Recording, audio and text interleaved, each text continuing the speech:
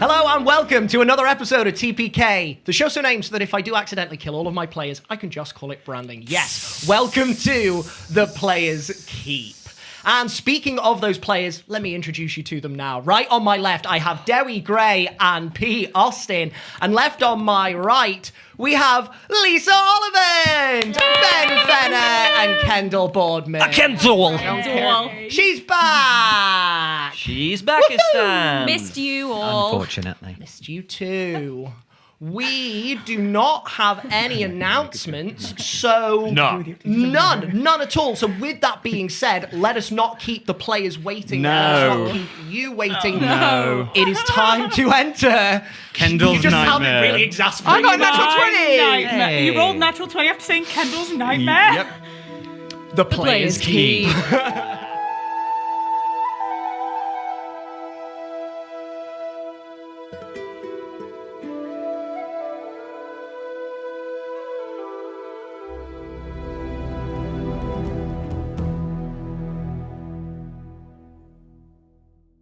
In the last chapter of our story, we saw the Dawn Takers smuggled into the capital city of Alcira via a contact given to them by the rebellion group, the Crucible.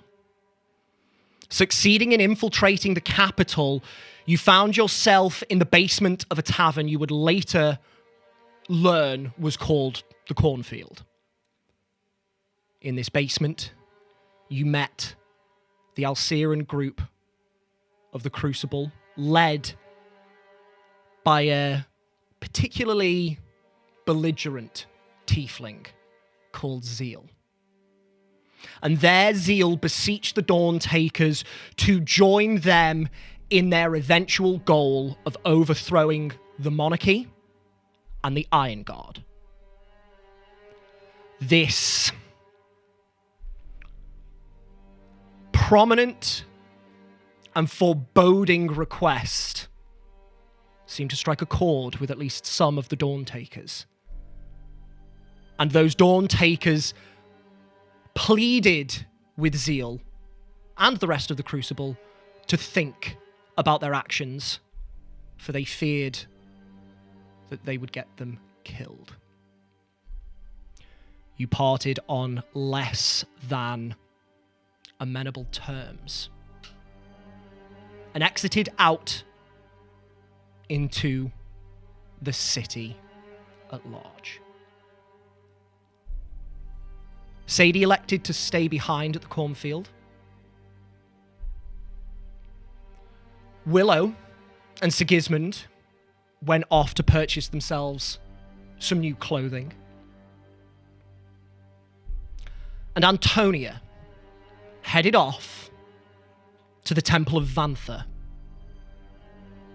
heeding the instructions of her god. And it was in this moment that Cricket elected to follow her. And Cricket, you witnessed as Tony entered not a temple of Haverin that you thought she would, but a different temple to a different moon god. Inside, you were greeted by one of the clerics, Antonia, and they told you that you were not the only follower of Haverin within its walls. That very recently, they had seen another come and try and find solace, and they asked if you would help them in that search. You acquiesced, and you were led down to one of the private prayer chambers. You were let inside, and there before you was an old friend, Quinn, who you know from the Horizon Mountains. Unfortunately, Quinn was not happy to see you. And by his words, you learned that he was out to seek revenge for what he believed to be your responsibility in the slaughter of your only other friend from your home temple, Cassie. he locked the door with a magical item, intending to keep you in that room and slay you. Thankfully, Cricket caught wind of this attack and went down to join you. And in the final moments of the battle, managed to take off the hinges of the door, allow himself inside, and pour a health potion down your throat to revive you and help you to finish off Quinn.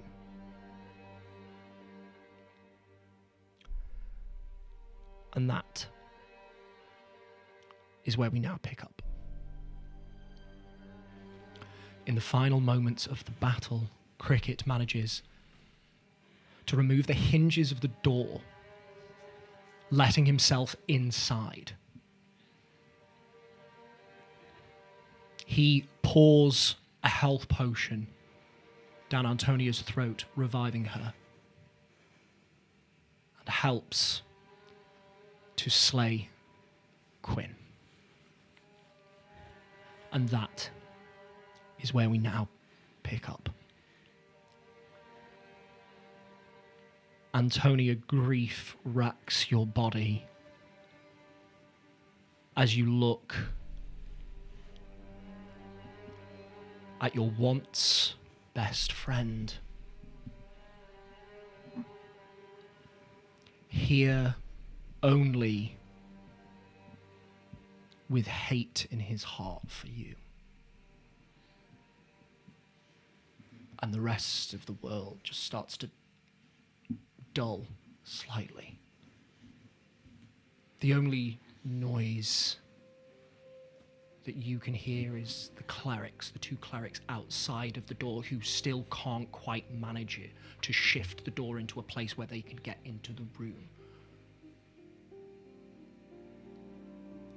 You just turn your back to them.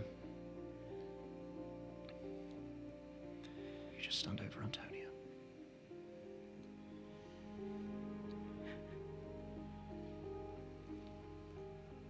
I think she just sits up from where she kind of collapsed onto him and just stares at him.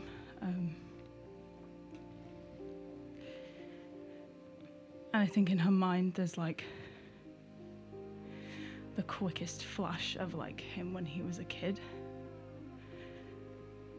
And she quickly like scrambles into her pack just to find a diamond.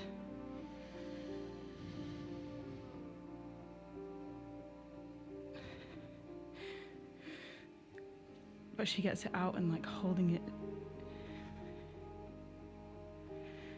She remembers everything that he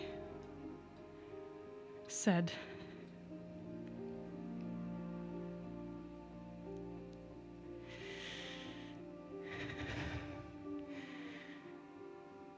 He knew.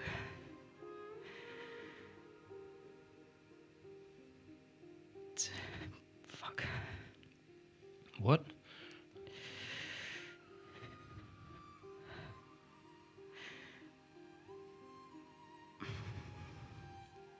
Quick, I don't know what to do. What do you mean? I don't know what to do. Okay, well, what are the options? He won't stop till I'm dead, so I can't bring him back. Why would you bring him back? He just tried to kill you. Who is this Tony? He's from home. Okay. He's not going to kill you now. No.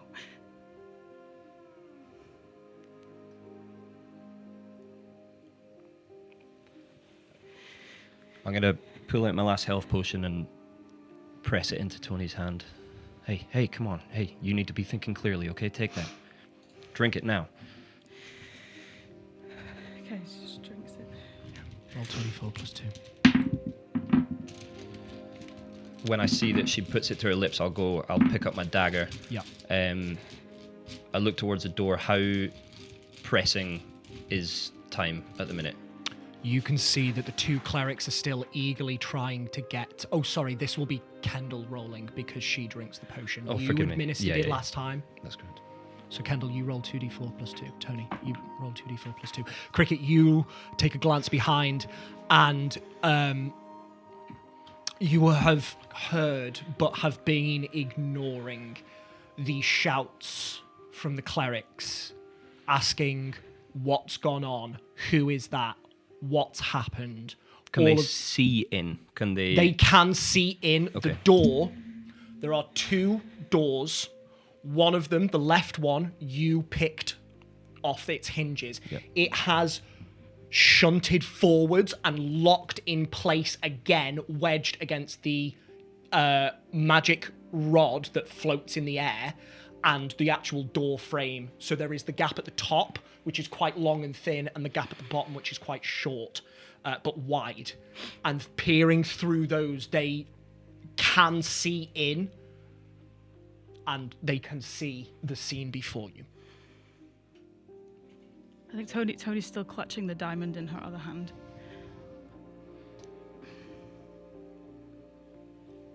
Tony, I don't know how much time we have, but we have time now. What do you need? I don't know.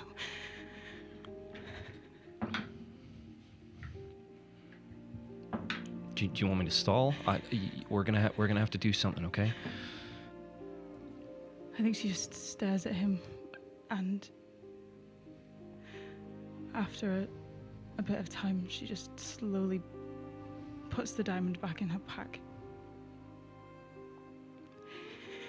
He has to be dead. Okay, well... You hear the door screech. Stall them, Cricket. They can't come in yet. Okay, sure. Okay, Tony, I don't want to do this to you, but you have to make a choice, okay? I don't know what's going on, but... He has to be dead. Okay, well, he's dead. How dead do you need him? Dead. I'll just give him a dagger, and then I'll walk towards the door. You can see that the door has shifted maybe half an inch and now looks more wedged as the two clerics try and move it and are completely powerless to do so. Okay.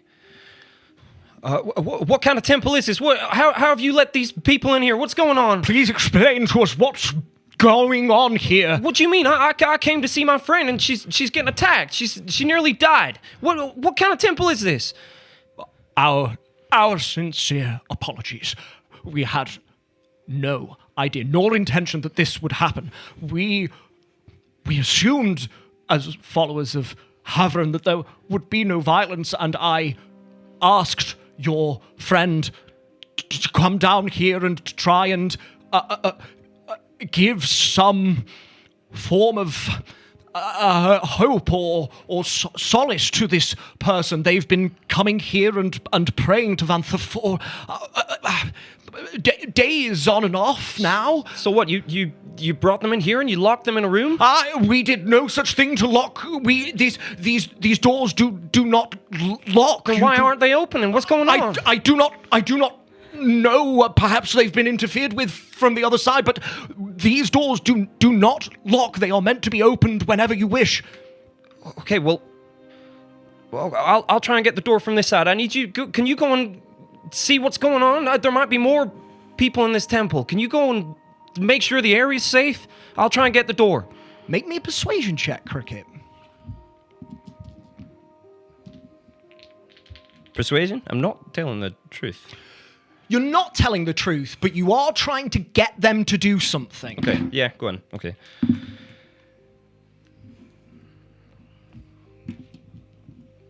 That's a Natural one. Yeah.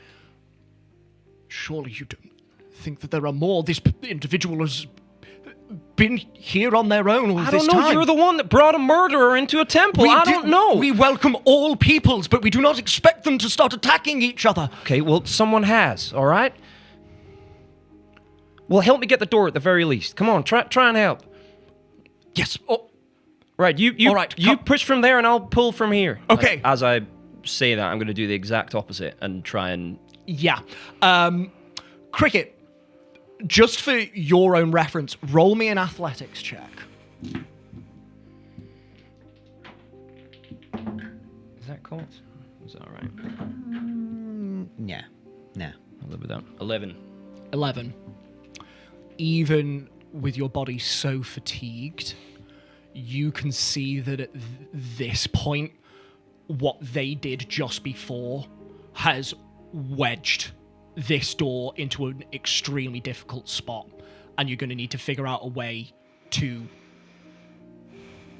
stop this door from jamming to get it to move. It's going nowhere. It's stuck. I just make a big song and dance Absolutely. of trying to help You can whilst do so. doing That's nothing more useful whatsoever. so you know where the door is. So you now feel a little less panicked knowing that they aren't getting in here easily at all. They will have to start crawling through, and that will be a task. Okay. The door's too heavy or it's stuck. I don't know. I don't know what's gone on here. Did it get blasted off the hinges or... I don't know. I just came in and there was a big fight going on. What? Okay. Is there another way out of here? I don't know. No, there's not. You might have to crawl underneath or through, or we can crawl through and in to ascertain the damage. What specifically did you see? I don't know. I just came in and I saw that man trying to kill my friend, and I didn't know what was going on. There was a lot of magic and flashing and banging. It was pretty scary, to be honest. Well, did they say anything? Did they give any indication as to their motives or drives? I don't know. I don't know. My head's scrambled. Just help me with the door. Come on. All right. I'll look back at Tony and see if she's moved at all. While you're doing this, Tony is still just kneeling next to him, and she kind of looks at the dagger that you've put in her hands, and she just drops it on the floor. She's like, for fuck's sake, Quinn. And she's gonna just search him, but for anything from home or incriminating. Bear with me one second. Quickly.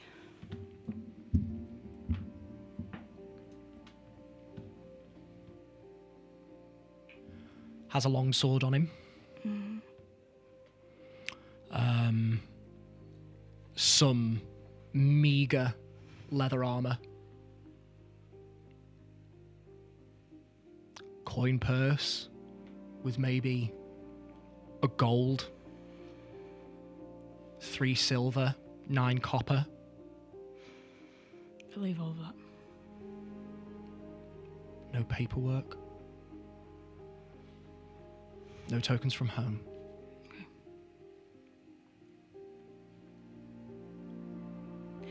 He travelled light, it seems. I think she just moves, goes to try and stop the bleeding from his neck, but realizes that she can't, and just hovers her hand over his face and hair.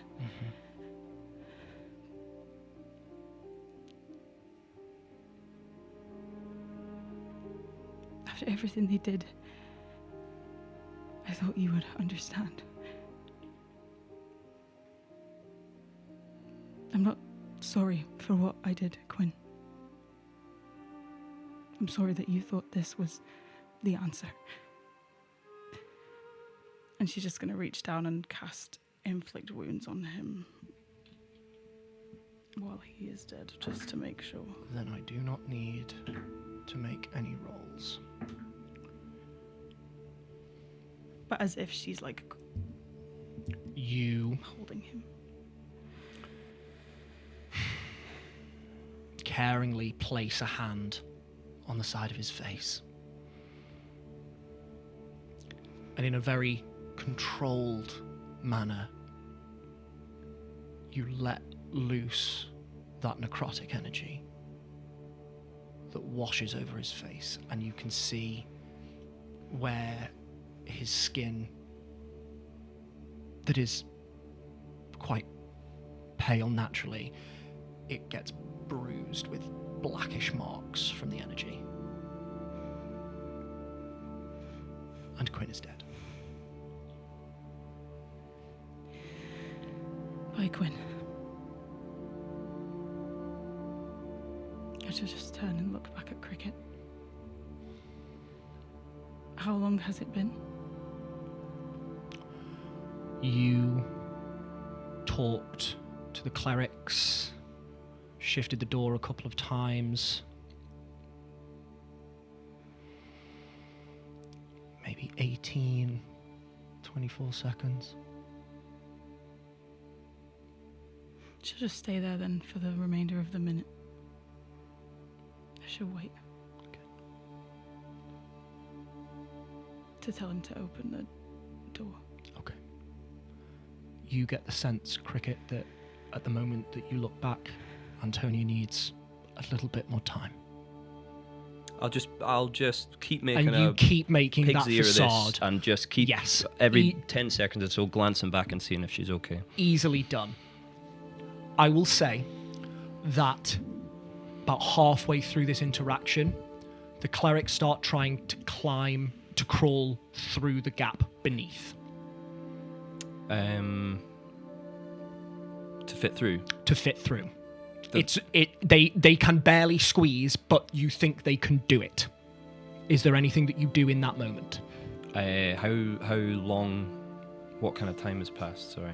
You're roughly 40-ish seconds in when they start to do this. They're starting to climb in. They're starting to crawl through the wider gap at the bottom. Okay. They can't move the door, so Yeah, they've yeah. resorted to literally getting on their hands and their knees. Okay. What are you doing? But we need to get in and see what the damage is. I know my cleric's trying to help. We're trying to work this out, but I don't know if this room's safe. Okay, please, just Make me a deception check, please.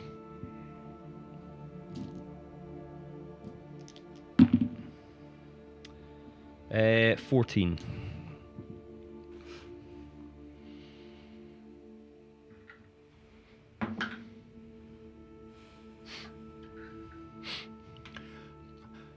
Are they all right? Do they need any assistance? She's stronger than anyone I've ever seen. I'm sure she's doing her best, but I don't know who that man was, but he was real mean. And he was real powerful as well. He was scary.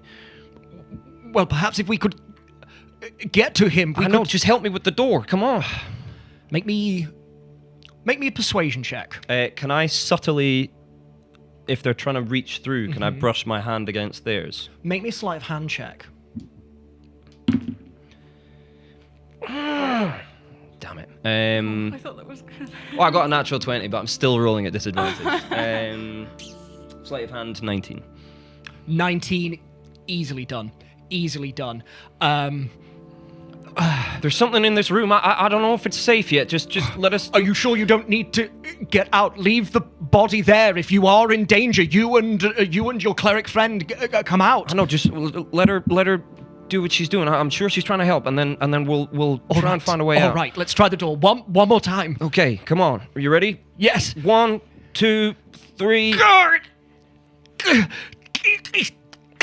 It's completely jammed. I don't know. Something. It doesn't look like it's. It doesn't look like it's connected at the doorway at any point up here. It You're must right. be something on that side. There's maybe some residual magic he's left here. I don't Have know. a look around. See if you can find any signs. Okay, sure. Okay, Let us know what you think. I will. At this point, a minute passes. Okay. Every 10 seconds you said you were flicking back, you flick back at the 60-second mark. And Antonia, you see Cricket She just look at nods you. Okay. Let me go get my friend. Maybe two of us will be able to move it. Good idea. Okay. All right. All right, make sure the area's safe, because I don't want to come out of here and get attacked again, Yes, all right? we'll stand back from the door. Okay. I'll walk over to Tony. I'll see my dagger on the ground and just pick it up. I'll say, are you okay? I don't think I can stall much longer. No, let them in. You sure? Yeah. Okay. Do you want to move away, or do you want to stay here? I'll get up. Slowly. I'll wrap my hand in my cloak and just kind of guide her to the door. And yeah, my hand will be really gentle to show that all the extravagance I'm speaking is an act. And I'll get over and You can easily infer. I don't know, maybe all right, okay, we're gonna try together. And as it looks like we go to push, I'll slip the rod. How long is it, like this big?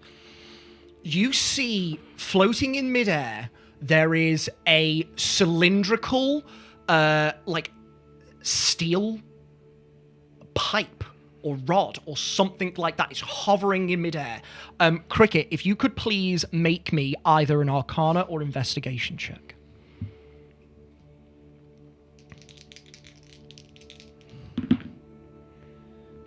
That's a 14. 14. What were you going for, sorry? Investigation. Investigation. As you look, you can see that there are sliding plates that have slipped to reveal lots of ever so faintly glowing orange arcanic runes. These, you know, not what they say, nor what they do. But that is the only markings that you can see, apart from what looks to be a button on one end of this rod. Okay. All right, stand back. And I'll go 3, 2, 1, and I'll move the rod, press the button, and try and... You move the rod, it does not shift at all. It is locked in place. Just floating in the air. Floating in the air, causing the door to jam.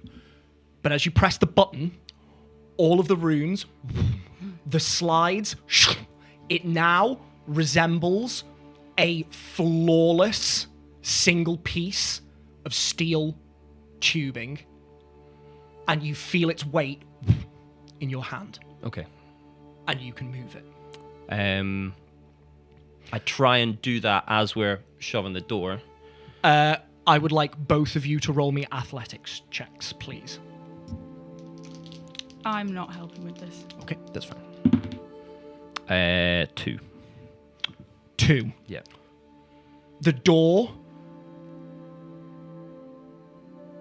Now the rod is out of the way, does shift. Grating against the floor.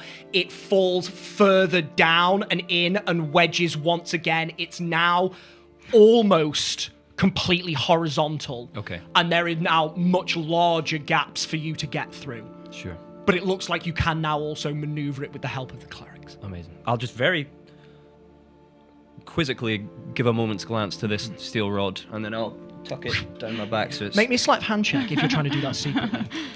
You're gonna have so much fun with that. 19. 19. Yeah, perfect. Easily done.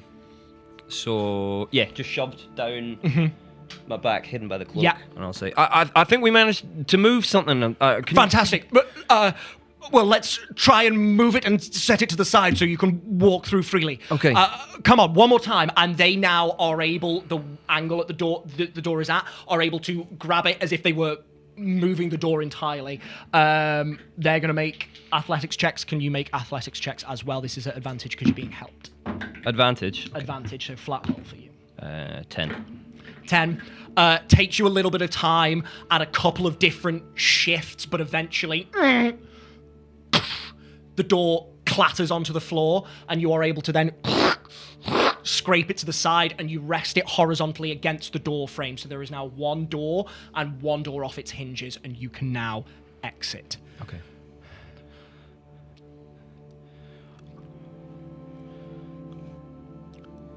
Please accept our humblest apologies for this incident. We did not know this individual's intentions, and certainly would not have brought you to him should this have happened. May I ask, what exactly happened?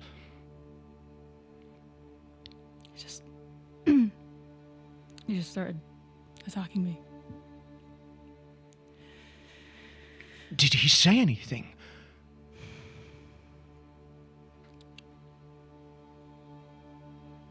It was a misunderstanding, that's all. He just wouldn't.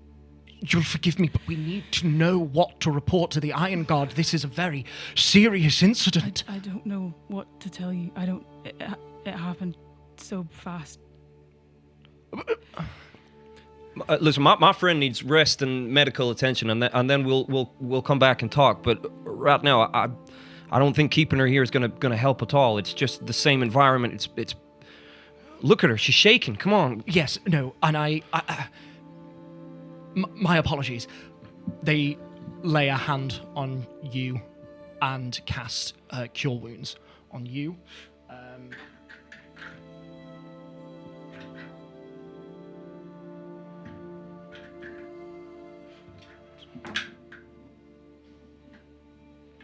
Six.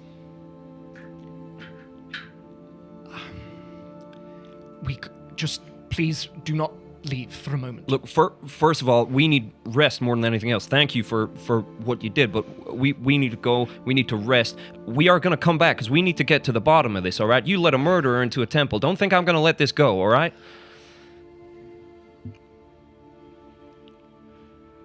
Make me a persuasion check. 2. I am sorry, but I cannot let you leave until I have some more information. Once you give me the information, I can feed it to the Iron Guard, I can take your names, and I can take where you are from if they should need to make a follow-up report. But we need to know what happened here. It's okay, Cricket. I think in her head she just says, any suggestions? You hear nothing.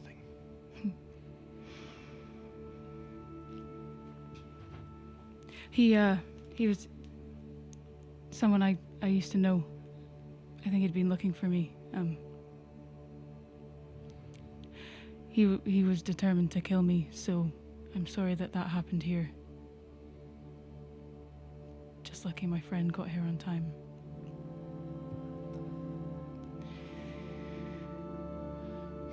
Please don't apologize. This is not your fault for someone attacking you. You say this is someone that you knew? A long time ago, yeah. What cause would they have? I don't know. It's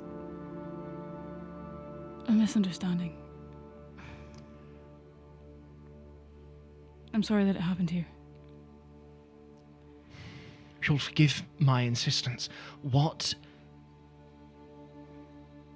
were they misunderstanding? Why were they searching for you? Why do you care?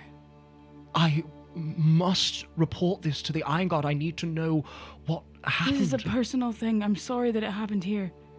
I don't really feel like fucking telling you.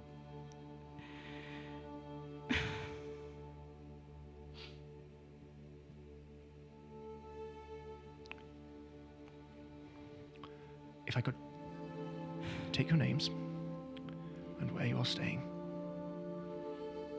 We haven't found accommodation yet. We've just made into the city, but my name's Brick, and this is Gwenda. At this point, Cricket, have you used Tony's name out loud at any point? And have you... I said Cricket. You said Cricket. You would know that I said Cricket, though. That's all right. So it's up to you whether you still say that. I said the grey tiefling. I said, come on, Tony, but that's when I was the only one downstairs. That's fine. I did say Cricket. Tony did say Cricket, and you heard that. Brick, Brick Cricket, and this is Gwenda. Listen, can I take your name actually? Because this is a premeditated attack. I don't know if you had anything to do with this. You're very apologetic, but I'm serious. We need to go and take some time, and then we can work this out together. What's your name? I am Cleric Larkla Thine. Larkla Thine? Yes, this is the same cleric that greeted you at the door, Antonia. This lizard folk. I assure you, sir, we had nothing to do with this. We do not know this person. They have been visiting for maybe 2 weeks on odd days.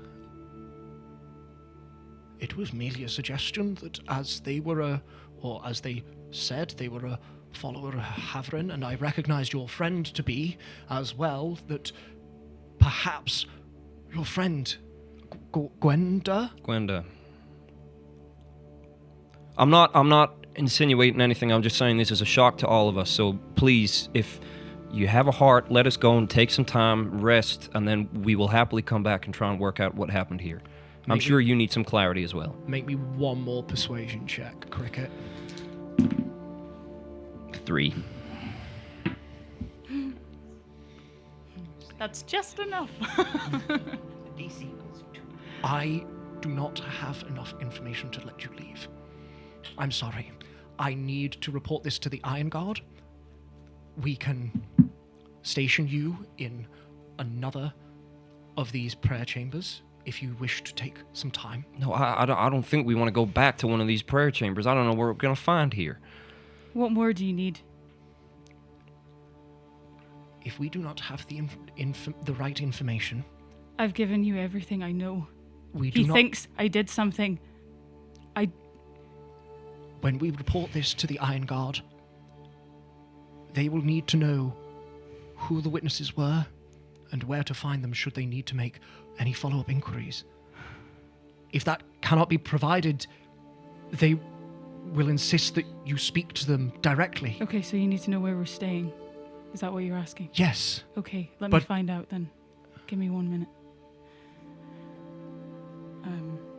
She's gonna cast Descending to Willow.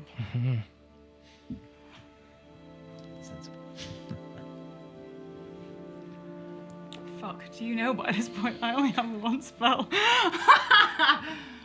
Okay. Willow, I need to know where we're staying. We'll meet you there soon.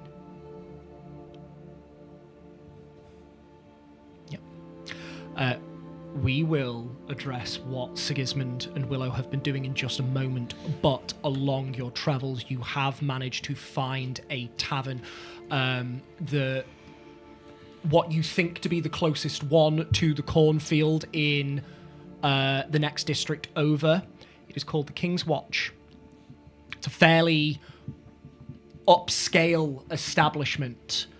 It was the first one you got directed to. Mm-hmm. And so that is the name that comes to you, Willow, when you're asked for this information. You hear Tony's voice in your head. If you'd like to reply now. And then we'll get back to the rest of that later. We found a place called the King's Watch. I got us a room each. Sadie's still at the cornfield. You okay? The King's Watch. That's where we'll be if you need us. Brick Cricket and Gwenda. What was your second name? Sorry. Smith. Make me a deception check. The most common surname in the world. Come on. Anyone. This world may be the most common name in Hilthansia is Ofuixka. Ofuixka! Oh, you should have said that. Gwenda Contafoxa. Oh my god. Contafoxa. Oh, you can have to bleep that one. What am I doing? Deception. Ooh, 14. that's good. 14 is not bad. Not bad. Gwenda Smith. Can I, before he says anything else, can I insight check his... Inside check. just how well he took that?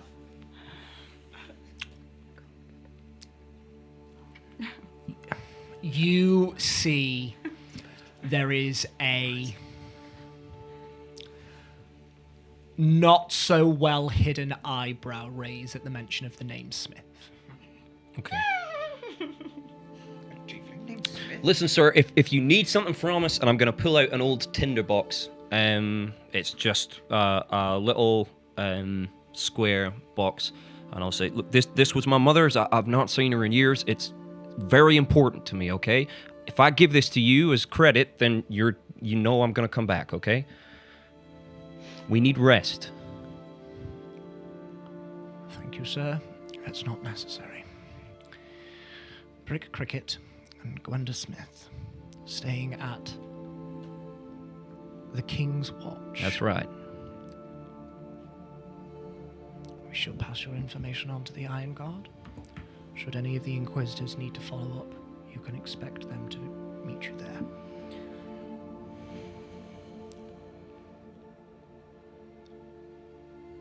Our apologies once again, Miss Smith.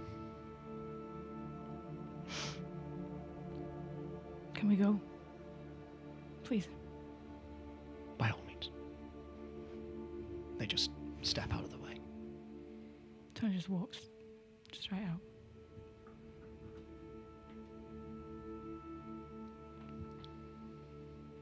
I'll trot after I her. assume you follow.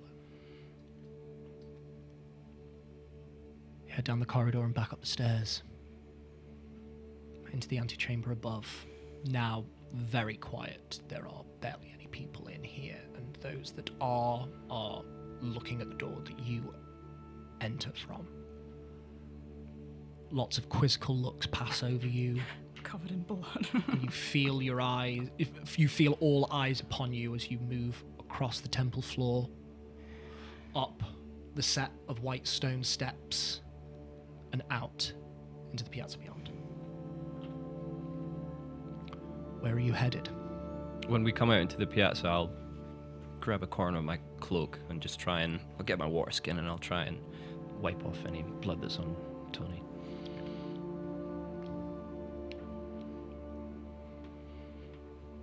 Hey, you okay?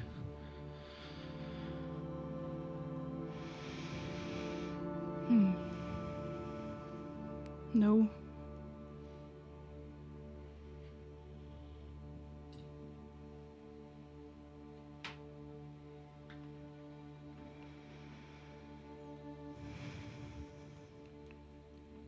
It's not good, Cricket.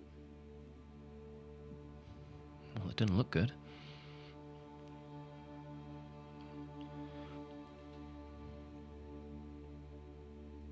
I wasn't lying back there. He was a friend? Yeah.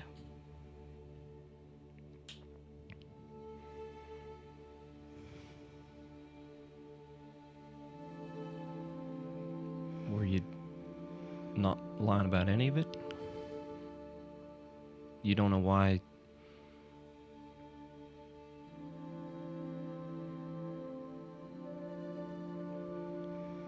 He thinks I did something that I didn't do. Made it his whole fucking life's purpose to put right. I didn't know. I didn't know he'd be there. Tony seemed pretty sure.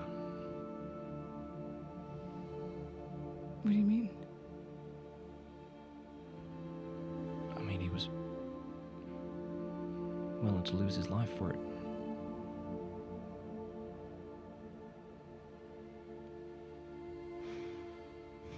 Look, I appreciate you saved my life, Cricket, but why the fuck were you following me?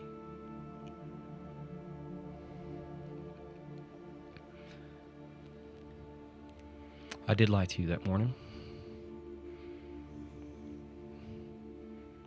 I guess I had more questions.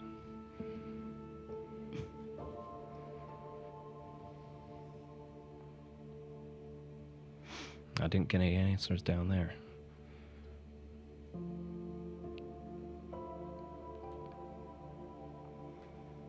Ask me then.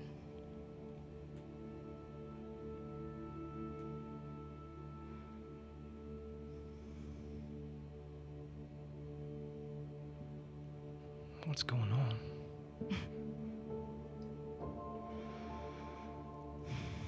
That I don't fucking know.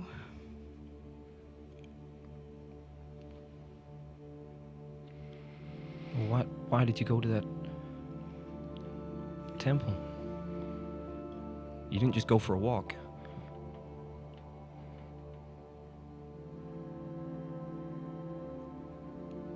It's the temple of love.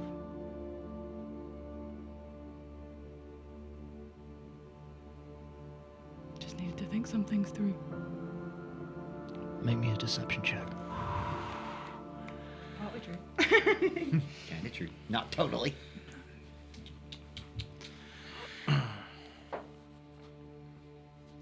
Nine.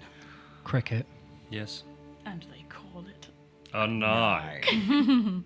make me an insight check. Can you beat a 9? Yes. 23. Oh, Jesus fucking Christ.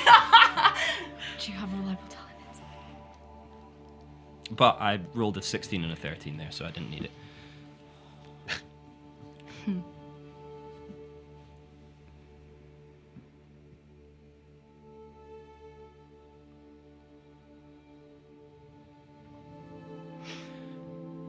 Tony, I'm not asking you to be honest with me, but I am going to ask you to stop lying to me, okay? Okay. Do you want to talk now, or do you just want to get out of here? I want to get out of here. Okay, well, just lean down. You got some blood no, on your let's forehead. just go. And Tony, she just please- puts the hood up and starts walking.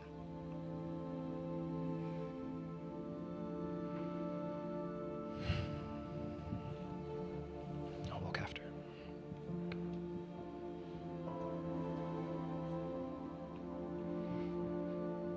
I assume that you are going to try and find your way to the King's Watch. Yes. Cricket, could you please make me an investigation check? 14.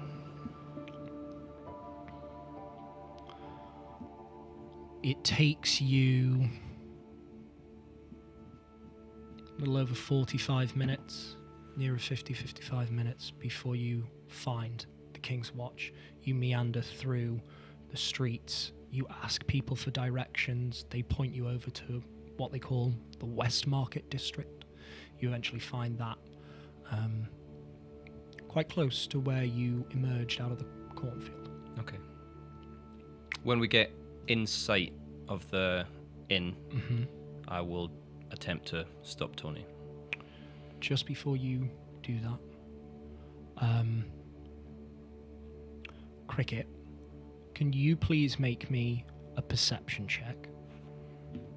Antonia, you can make me a perception check if you think Tony would be at all aware of her surroundings. Thank you. 17. Cricket, now not focused on Antonia and following her without her knowing, walking in step with her and on high alert from the events that have just transpired, you do take stock of your surroundings more.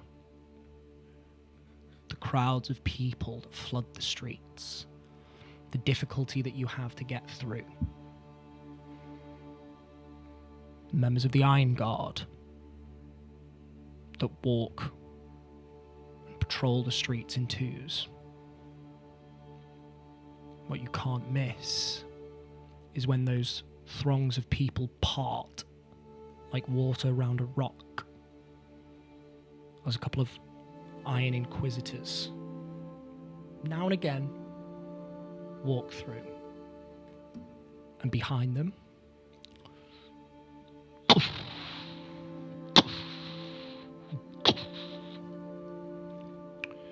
you see a huge stone humanoid-like entity. Maybe 8 feet tall. You see they walk on 2 stone legs, 2 arms at their sides. You see one arm ends in a humanoid-like stone hand. You see the other ends in this circular rim that houses a crystal of bright yellow, terminates in a very sharp point. In the center of the chest of this stone figure, there is another crystal. This is not bright yellow. It is deep black with wisps of grey and purple in the depths of it. And it is pinned in place by metal brackets, and a concave depression in the chest is lined with that same material. It's this weird orangish coppery brass with flecks of green, veins of green running through it. You can see that there is a head on top of this as well that turns as if it was scanning the crowd. You witness this sight 3 times in total. 2 Iron Inquisitors and one of these huge stone creatures.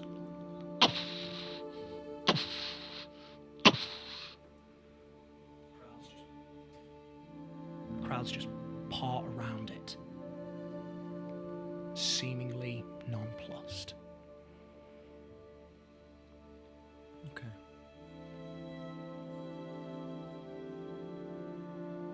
Turn a corner, and there you can see the tavern that you have been searching for.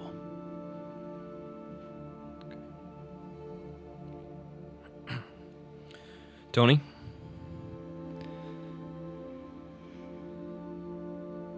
Yeah. Before we go in, I want to ask you something, okay? Okay.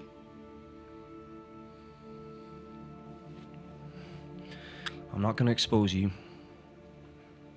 I know what it's like to carry secrets, and I know what it's like for someone to spill them before they're ready, so... What are you going to tell people when we go inside? What did you hear, Cricket?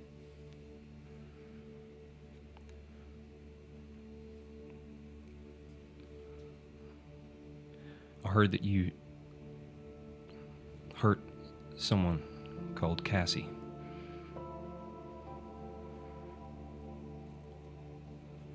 Do you believe him? Doesn't matter if I believe him. Do you believe him? Should I?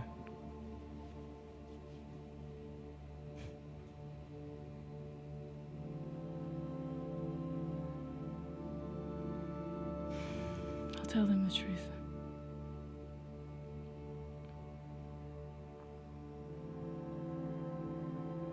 Okay, I won't get in your way. Okay.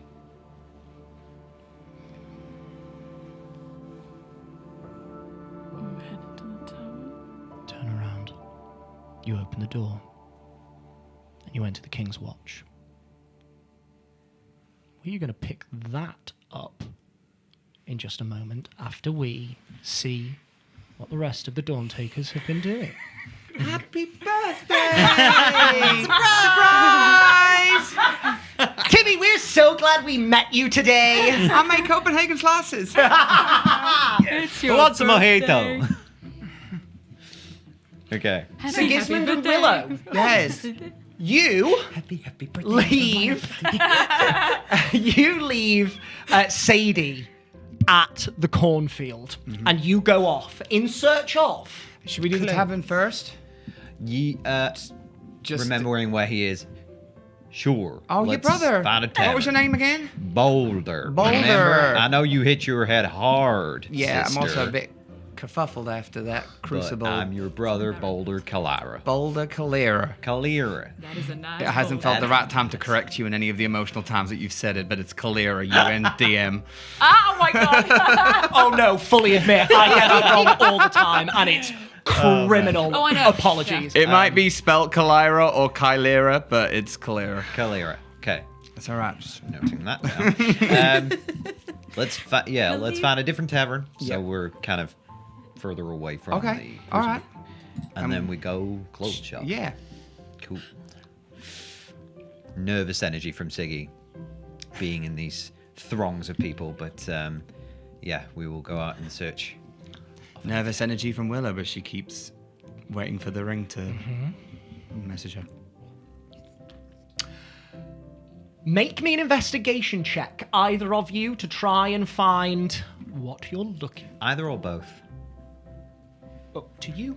Okay. I am going to call someone at some point and go, excuse me, pardon me, good sir. This roll will determine how long it takes. You will get to the King's Watch because I've made it canonical. Hey. This is basically just to determine how long, via chatting to people in the city, you can glean that information. So investigation checks. From both of us, sorry? Either that is up to you. You can Yeah. do it. One of you can do it with I already advantage. rolled and I got 7. 7 Yeah. tits. 10. 10. Yes. It thankfully this tavern is quite close. Yes. It does take you half an hour to find it. We're just walking right past it like, I swear somebody said Yeah. it was around here somewhere. We're just walking around in circles, nervous, but don't realize. No, take the left. The left. The left. Now, I don't know my left and my right. you do eventually find the King's Watch. It's not the smallest tavern in the world. It is not the biggest tavern in the world, but it is a very high-end establishment for what you can see in the West Market district is basically a commoners district. It looks like a very expensive place. You go on in, you book rooms For each of us. for each of you. Yeah, single rooms.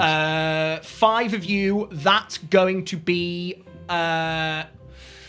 35 silver, so 3 gold, 5 silver for the night. That's quick enough. I will think ahead of time and book it for a week. 35 times 7 is Good luck. 210 plus 15. No, 210 plus 35 is 245. So 245 silver is 24 gold, 5 silver pieces. Jeez Louise, I'm so sorry. Yeah, calculator. Score! Math. You're giving me math. Math! You're giving me math! I'm gonna round it up to 25 gold. Sweet, cool. Because because dyslexic people shouldn't have to track Food. the. Yeah, we have Next gold in this campaign, world. Ben's gonna get his own personal feat, which is dyslexic maths, and he just gets to round up. It's Yeah, I've got it for this one as well. It's a 19. I'll just round that up to a 20 because I can't do maths. Okay. Cool. So that's our base camp. Let's go Yeah. get some new clothing. Kind of fancy for us. It is kind of fancy. All right, well, Hey, you reckon if I sing for them, they'll give us free food? no, because you're not a singer right now. My brother never did sing once in his life. Inspiration. Existential crisis. Okay, yeah, and we Immediately nipped in the bud. So good. gonna go find a clothes shop. Incredible. Give me an investigation check. Oh, no. So sorry. Before you do this, how much money are you wanting to spend? What sort of establishment are you looking for? Something really high end or something common to blend in? Oh no, jeez. Yeah. Shall I tell you what I want, and then you Yes. can tell me? Yes. Lovely. So essentially, I want Siggy to get like a long sleeve, dark jacket, brown or black, Yep. pointed sleeves as well, so it can kind of cover up the backs of his hands, Yep. which are also covered in tattoos. With like a high collar, dark scarf that he can wrap around. Yeah. And a wide brimmed hat. Yeah. Lovely. Okay. Perfect. Thank you very much for that. Willow, what are you looking I'm for? getting a real nice dress. Yeah. Perfect. I don't want to spend 3,000 gold on it, but I'll, I'm happy to splurge a Absolutely. bit of money. Absolutely. She is tattered. Yeah. And the dress is just constantly ripped, so she keeps giving people Yeah. little bits of it No, to do stuff. 100%. And a wide brimmed hat. No. You with the finery that you are after, you are pointed to the balcony district, which is very close to West Market. You take one of these stone viaducts up to what you can see now is a very lavish district. This is a district for people with money, and you are pointed in the direction of this atelier. Lisa. Sorry. Her name's Lisa. Shit, I always get it wrong. I'm so sorry. She's away for a couple of weeks. It goes right out my head. You get pointed in the direction of this atelier, and you are able to buy these items. Beautiful. I'm going to assume dark, rich forest green. Yeah, dress. she's gonna get rid of the pink. Okay. And it's gonna the dress is I don't know, describe it now. Give me a little flavour. It's very quickly. just like it will go over her armor, her leather armor, but it will be just kind of like a square necked Yeah. dress. Yeah. That is like emerald green throughout. Yeah. But has like some lacing over it to kind of give Lovely. it details. But then the lower half is just layers of different materials that have like as it moves, it brushes through like browns, oranges, and greens. So it Yes, gives like an yes. autumnal It's got that vibe. like little colour shift. Gorgeous. Incredible. And then she will also buy a new set of gloves, and she's going to glove both hands. Incredible. Do I see her take her gloves off? No. Because does she get I'm changed? Just strip it in do the see middle her of the take shop. everything Okay, else dearie, off. this way. I mean, that's what Siggy would do. Yeah. Okay, dearie, this way. Okay. You get a very nice, thick material jacket with a very stiff collar that you can fold down, and the sleeves are very long, ending points that wrap around your finger. Very, very, very nice. Both outfits. Simple but extremely well made. You can see that there is a lot of money in these. Mark off 75 gold pieces a piece for your outfits. It's a very 75 gold. May I bath? Oh, to be fair, yeah, okay. mad. I mean, I spent $2,000 on a suit, so Yeah, that's that was fair. my bad. No. I'm gonna fix it one day and sell it on for $2,500. Absolutely Not right. gonna As you should. Not gonna do the douchey bard thing and barter it down because we don't have My time. brother never did that once in his life. Listen, Kalira, you're pushing it. We're also Kalira in this moment. Listen, Kalira. I swore to my mom on that I would look after you no matter what happened. What am I fucking Lenny in this situation? Yeah. Amazing. Okay, yeah, I say nothing. I'm paying the Midway cost. through buying your outfits, Willow, you receive this message and inform Tony that you are staying at the King's Watch. You do not get a response back after that. Can I insight check emotional levels of if there's panic or anything within her? Go for it. Natural 20.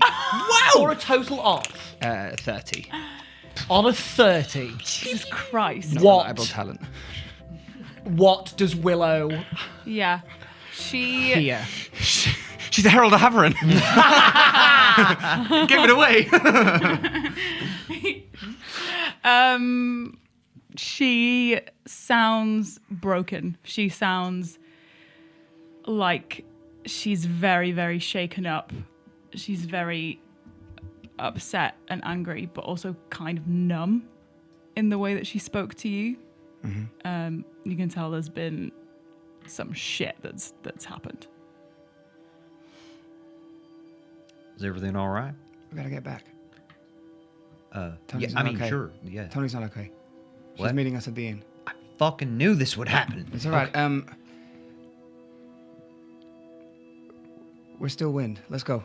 Let's what? take a minute, and I'm just gonna start in the middle of the shop transforming myself into wind. Ah, okay. Okay, you Remind me, the DM, how that looks. Parts of my body start to. There's a visual effect. Yeah, oh, yeah. Immediately, the store clerk is like, "Oh no, sorry, no magic in here, please. It's not. No, can you please take it outside? Okay, I just spent 75 gold. I think I can cast wind in Thank you here. very much, honestly." And I'll literally just go outside the door and then start casting wind. Yes, indeed. Snatch the 75 gold back and just become wind. Thankfully, no Iron Guard pass you by at this point, and you turn to miss. Cool. I don't know if you're doing I think it. although it happens gradually for Willow, Siggy just kind of concentrates for like a full minute and then goes. And he is wind. Incredible. And we'll go to the cornfield. Okay. That classic Siggy. How do you go to the cornfield? As the crow flies. As the crow flies? As you would say. How high? I'll go up and over. Up and over. Make me a stealth check with advantage, please, and I'll say add a flat +5. Okay. With the stealth check? With my modifier as well? No, because you are missed. Okay. Oh, that's good. 10. Advantage. Advantage. Advantage. Oh, with advantage. Avantage. Better. That's better. Dirty 20. Dirty 20. 23. They missed us. Ha ha ha! They plumb forgot about it. That's awful. My brother never did make jokes. They haven't the foggiest. My brother can't speak. I did that one too. Can't use that. Whatever. What was stealth check, sorry? Dirty 20. Filthy 20. Willow. 23. You careen Liable up and over the city, and you are not noticed by any of the patrolling Iron Guard. Cool. We're not even thinking about that. No, and I am sure. I think in her head she has no reason to think that in the capital city doing magic is a bad thing. Yeah, for sure. Because she's not from a city. No, totally fair. I like I think it. Siggy is, but not actively looking for Yeah, it. yeah, It's yeah. just like That's fine. That's fine. having a gander. But you do manage to drift down back into that side street outside the cornfield. You once again coalesce. And you are now corporeal once more. You go on in, Yep. and at this point... Hi, Lisa. Hi. Welcome back. Thanks. Sadie has gone back into the cornfield. What would she have been doing? She is face down on the bed, just asleep. Incredible. Sadie is nowhere to be seen. Ah, fuck. I'll go up to the bar. Yeah. Got a room there. At this... She's just gone and got herself a room. Yeah. You go get a room just to Gonna take take a nap. Yeah. I got a day room. The bartender does recognize the pair of you from when you were in here a moment ago, and as you start asking about where someone is, they take a moment and then realize they were all together and divulges the information of which room Sadie is at. And you go and knock on the door. Sadie, you are rudely awoken by a very harsh rap. Oh, sorry. No, yeah. I was. No, Sadie's been. so That's sorry. all right. Yeah. Thing at the door. How that was an assumption. That was an assumption. I'm so sorry. Even though, so I was about to say the absolute opposite. Even though Willow is very stressed, when she gets to the door, she knows what Sadie is going through. So it takes a moment. Sadie, Yeah. Hi. Come are in. you awake? Yeah. Are you okay? Yeah. All right, we need to go. Oh. We got us rooms. So something's up with Tony. Oh. Okay. At a Oh, different cool. tavern. What? It's a different tavern. Let's go. Tony's not okay. Yeah, I don't know Grab anything. everything and Yeah. and go. And now knowing where the King's Watch is, it takes you Bicycle. 10 minutes. 10 minutes to get over there instead of your previous 30. And you three also enter on in to the King's Watch. And that is where we're going to take our break. We are going to start the next half with this little bit of Inquisition. Fuck. That's a soft rap, more like spoken word. Sorry, I didn't I wanted even. a really I was harsh sitting on rap. that for a A really minute. harsh rap was like, I was excited to hear Willow do some harsh rapping. Please join us again in My a couple of name minutes. is Willow, and I'm here to say, Sadie, we gotta get up to And that's gonna save run the throughout day. whole break. There's a tiefling, she's in trouble. Her skin is grey. So let's go find out. We'll be together, come what may. Whoa! See you after the break.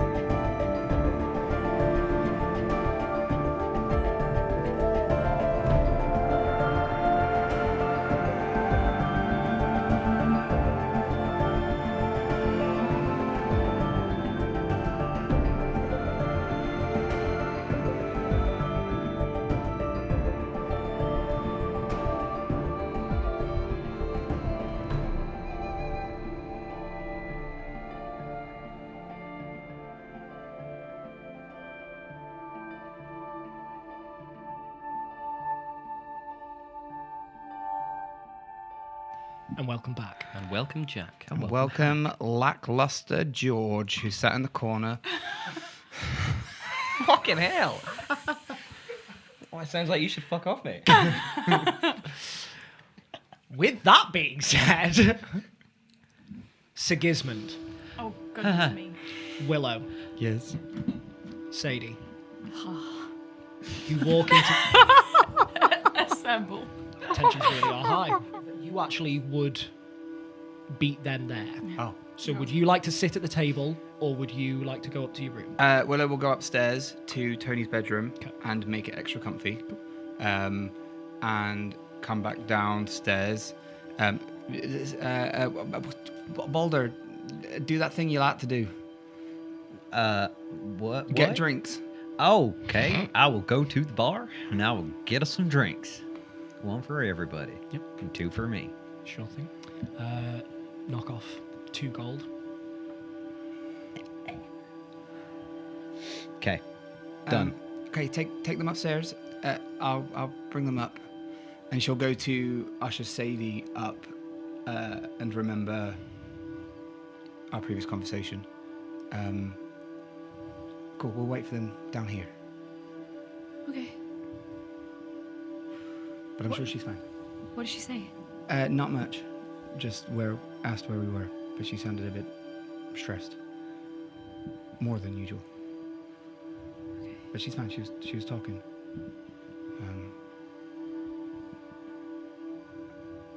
And then I'll.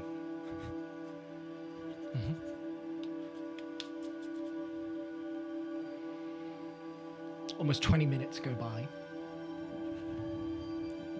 The door opens twice in that time. Every time you look over and it is not who you expect to see. We're on the cusp of 20 minutes. It opens a third time. In walks Antonia and Cricket. Antonia looking worse for wear. Cricket. Oh, shit. Cricket looks okay.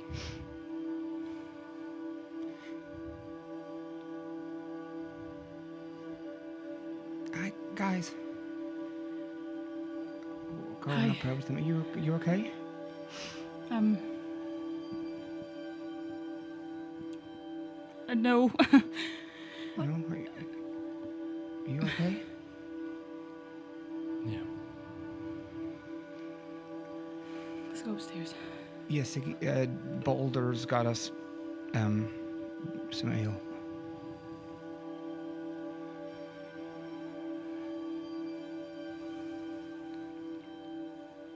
Okay. All right. Let's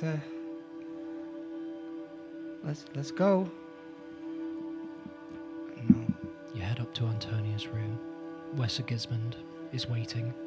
The ale's in a rough circle on the ground.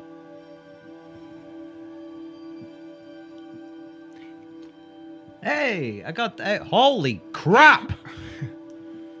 What's happened to you? Yeah. Do you need Wow. some healing? Um, Here, 5th level cures. whoa. Cricket, what's going on? We're back, and we're okay for now. But I'll press an ale into your hand as well. Okay. Is that. Whose blood is that? Is that yours? Yes and no. What does that mean? See, This is exactly what I said would happen. Didn't I say this would happen? Where have you been? What happened?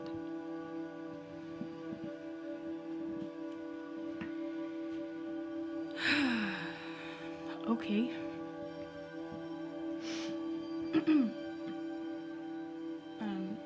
She'll sit down slowly on the bed. I'm sorry. You did say this would happen. Thought I could handle myself, but didn't know what was out there. What happened? You just get into a fight on the street with somebody? What? No, Do you want to talk about it? We can leave it for now. I mean, I think we have to. No one has to do anything. We do, because they're gonna come and ask questions. So Who's gonna come and ask questions? Who's coming to ask questions? What?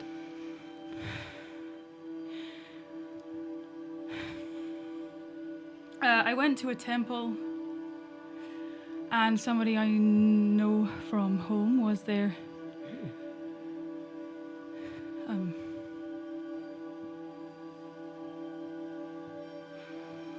One of my friends, Quinn. What? He did this to you? Yes, Where are they? he's dead. Did you kill him?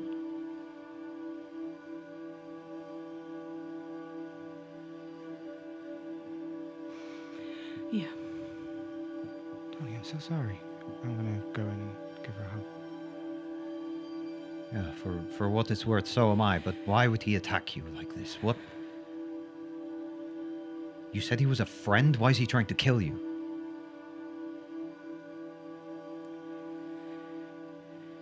He thinks I did something. He thinks I.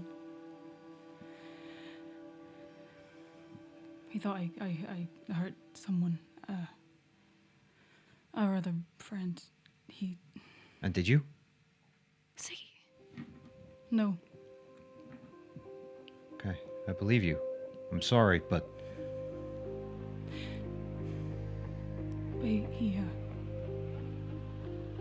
He wouldn't stop, so Did you tell him what happened? he didn't want to hear it.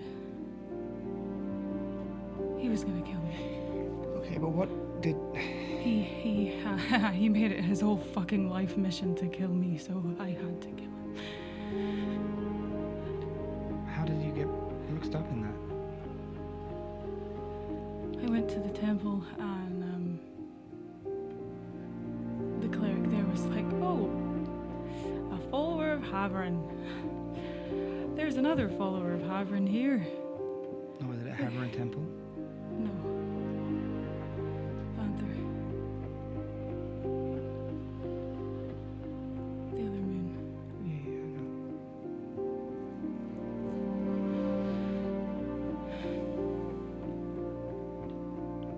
And what about,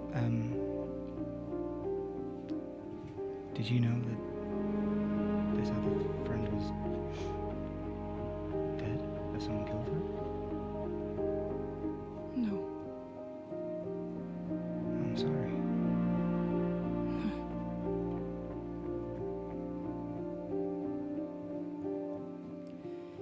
So I don't really know. I don't know what to do.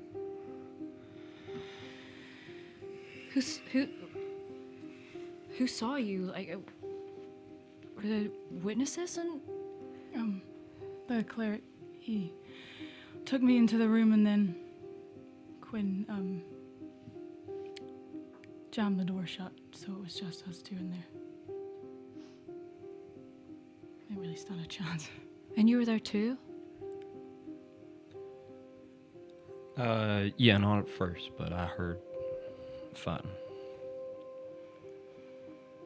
thank the ancestors you were, otherwise. Yeah, he saved me, so.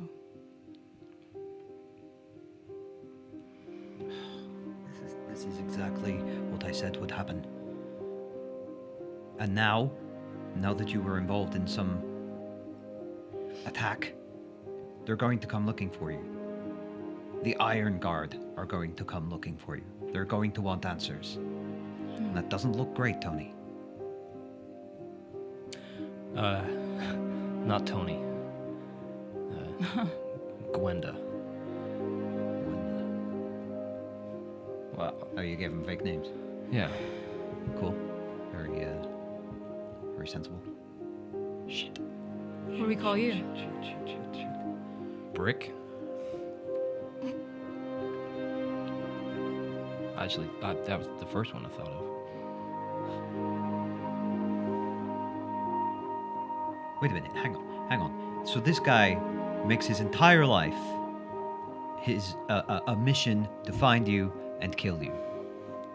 And you knew nothing of this? No.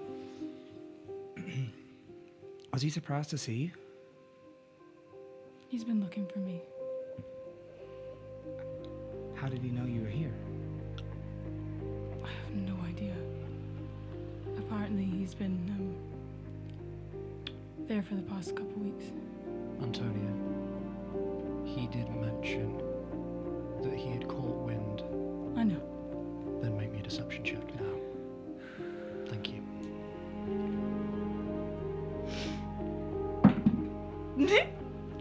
That one.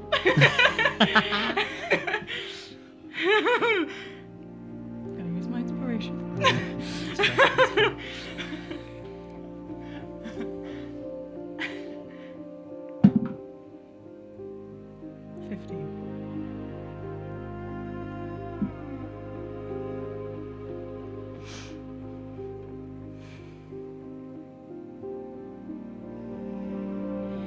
Do we need to move taverns?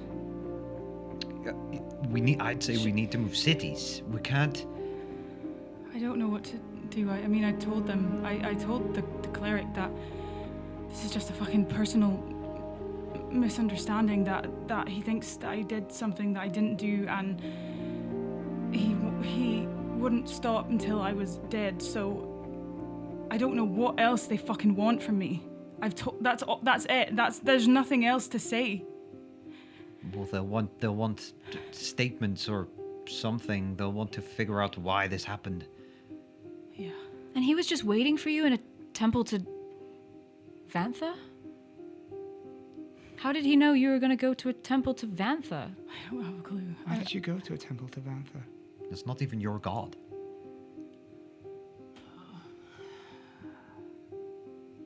I just did. Was there no Tavern ones around? Yeah. There was. But I didn't want to go there.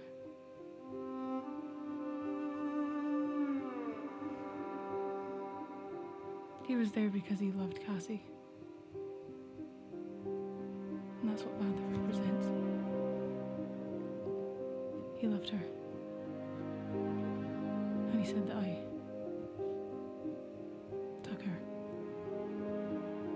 And you just happened to walk into a random temple of Vantha for the first time since I've known you, on a day that he was there. Yes, Willow.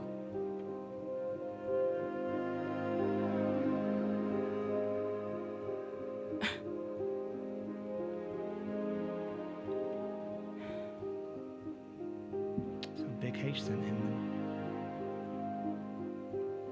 What do you mean? Well, if you've got no reason, it must mean that he up there followed Tavern, right? He had the symbol on, but I got more of the impression that he just used what he learned and focused on his goal rather than worshipping him. Let's hope it's that. What else would it be, Willow?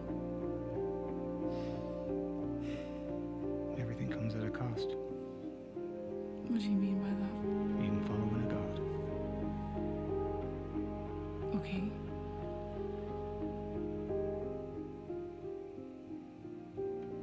I just don't buy it. What? That you coincidentally bumped into someone who wanted to kill you. So unless you have a reason,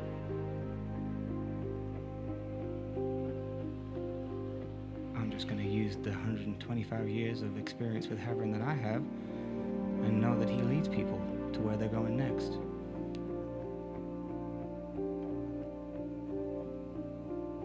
Did you feel compelled to go there?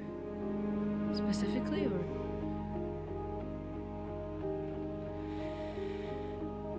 Is the temple dedicated more towards love, so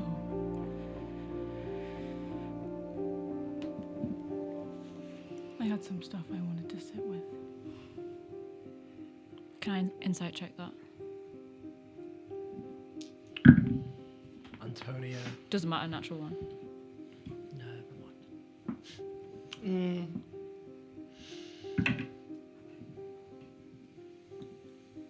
-4. There is no such thing as a negative number.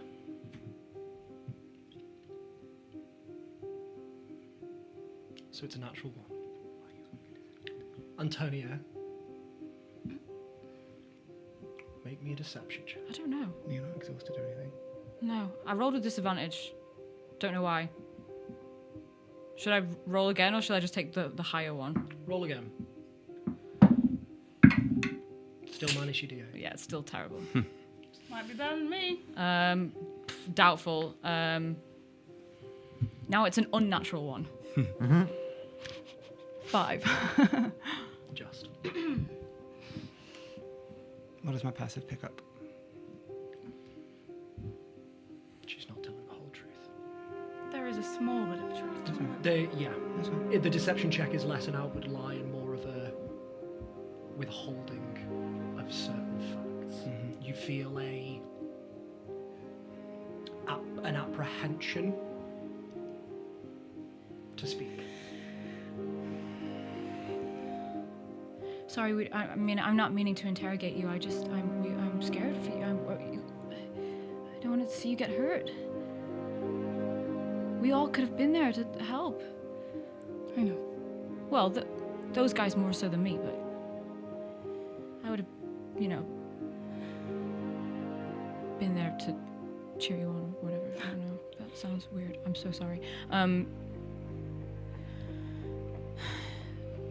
She has a point, Antonia.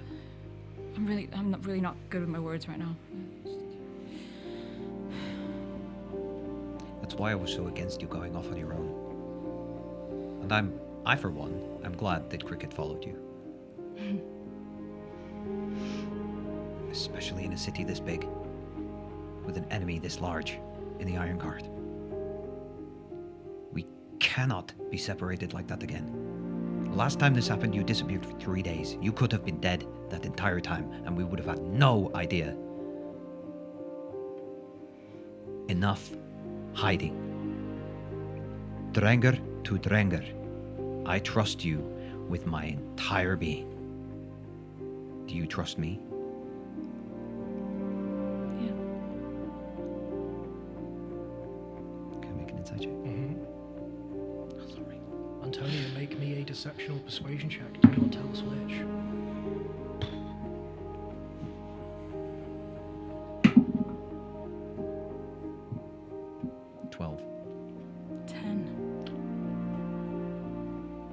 Sigismund see? Part truth, part lie. I think you see, like, a flash of confusion and then pain behind the eyes. I'm going to get more ale. And I will march back downstairs. Yeah. I'm gonna follow Siggy. Okay. Wait, hey, sorry. What's wrong? I'm done. I'm so over. There are things that people are hiding from each other in this group. And I have been nothing but honest and open since the very beginning. I threw myself on the mercy of Willow and Tony when I had nowhere else to go, nowhere else to turn. Do you think she's lying? I think there's something she's not telling us. And I think there is a serious trust problem in this group. But it's not my problem. I trust you all. I have to. It's not safe for us here. No, it's not. Especially not now. And this has just made everything worse. I'm scared, City, Me too. being in this city. I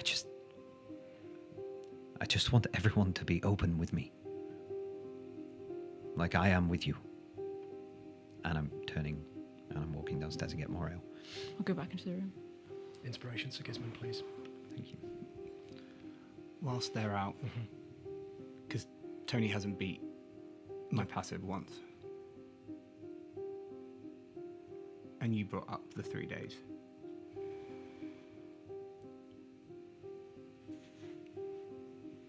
Where did you say you went again on those 3 days? You know, I'm asking again. You said you wanted to talk. This is all part of it. you want to talk, Willow? Where are you hiding your hand?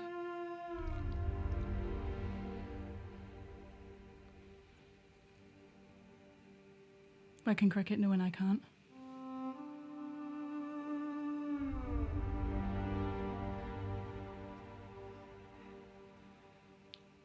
Wow. Yeah.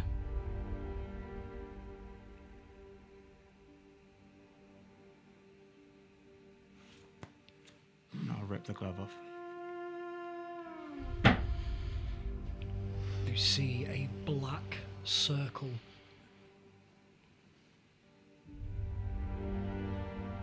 about half the size of the back of Willow's palm. Just a black circle.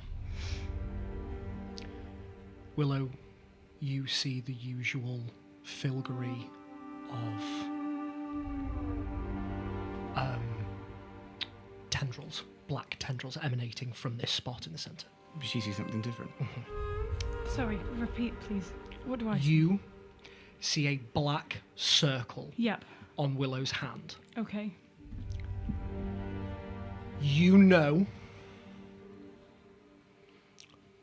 that you are seeing something different than what everyone else sees. You can't see it, but you instinctively know what else is there. Yeah. You and the rest of the Dawn Takers see that Well, they're not in at the moment. Sorry, Siggy Just is not. Cricket. Say She's not in. This is why they're out. No, I'm so sorry. right. You are correct. So, Cricket sees, and you see, the usual filigree of black tendrils around the hand and starting to trace up the arm. Okay, sit down, Antonia. Sit tight. I'm just going to give you a little etiquette on life. Did you really just confront me about why I was concealing something that's part of my body? Are you really coming at me right now? If I can't keep secrets, then why can you? Because this is my body. I know. No one has a right to see any part of it apart from myself. Okay. Why am I not allowed to go where I want to go? If you're gonna play that card. You're allowed to go wherever you want, Tony. Okay. But if you want us to be here when you get back,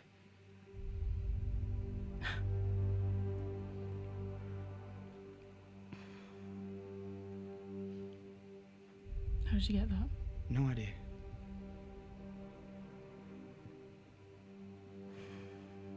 But it's caused no harm to anyone. So why is it a secret? Because I don't like it. I'm ashamed of it.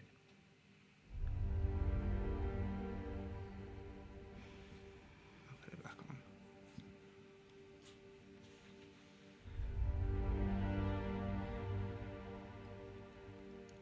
There has to be more to it than that.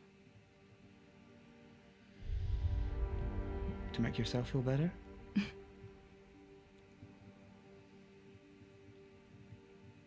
What do you want me to say? I killed thousands of people with this hand? I torture people? Use it to force them against my will?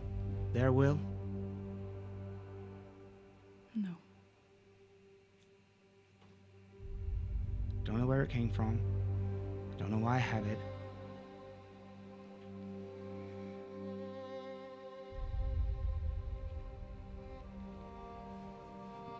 Okay.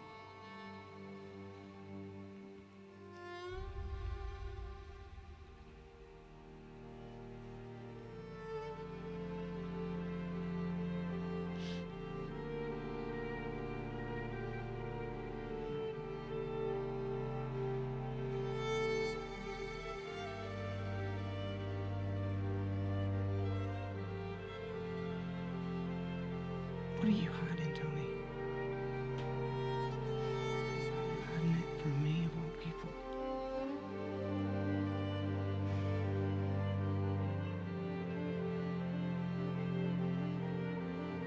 You're not special, Willow. I hide it from everyone.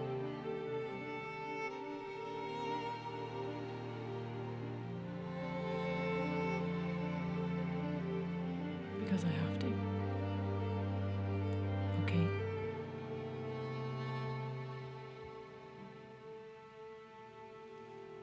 So unless anyone wants a repeat of what I had to fucking do today, don't ask me again. I'm just gonna walk out the room.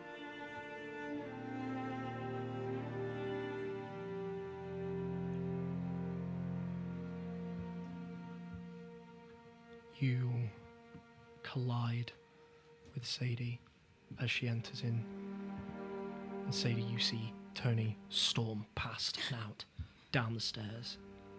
Sigismund, you make your way to the bottom of the stairs, you head over to the bar, you hear footsteps behind you, you glance over, you see Tony. Where are you going? I'm going to there's like a bathing room. Yes. Okay, that's where I'm going. My apologies. you can go to a washroom. I'm going after her. Okay. Tony, wait. What? You don't have to talk to me. I'm just worried about. I'm worried about you. Can I help? Can I?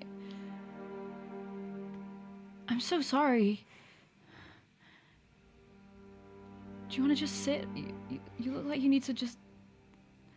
I just had to kill my best friend, Sadie. I know. And if you felt like that's what you had to do, then that's what you had to do, okay? I get it.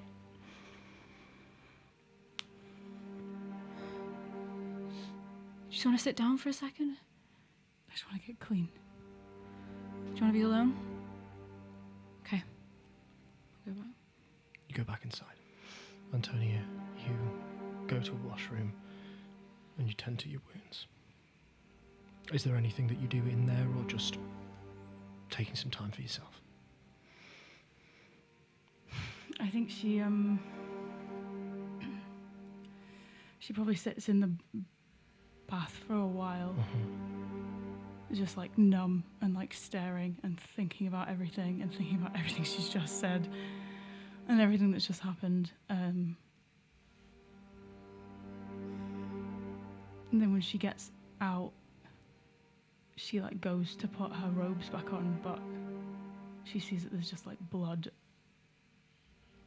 all over them, hers and his, and she's just gonna like furiously try and like scrub it out. And I think that's when she breaks down and she just sobs and tries to clean her robes.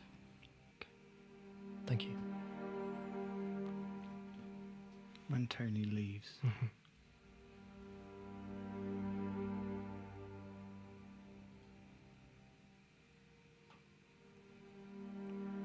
She's not herself, Willow. I don't know what that was, but that weren't her. I think that was the most her we've seen.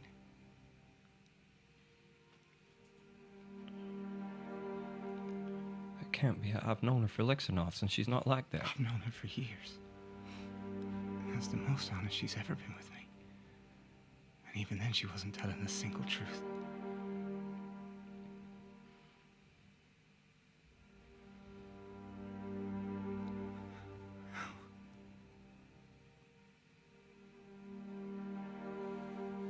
Sadie, you come back into the room.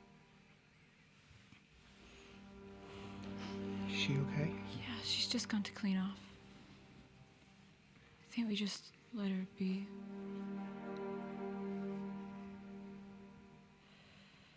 This is really bad.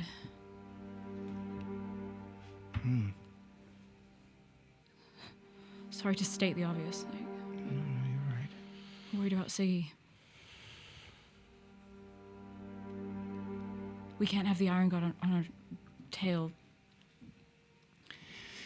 Did they know you were with others? No, they are looking for a grey tiefling and a grown that are staying at the King's Watch. Okay. They think they're called Brick and Glenda. What happened to the body of the friend?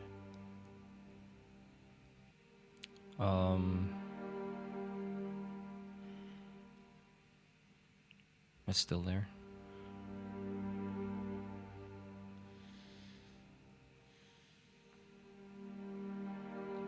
She didn't fight back until right at the end. What?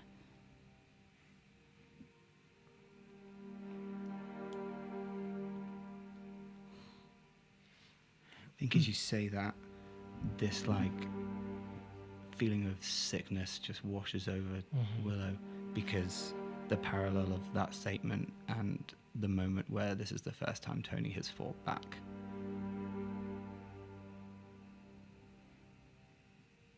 And the fear of this potentially being close to the end.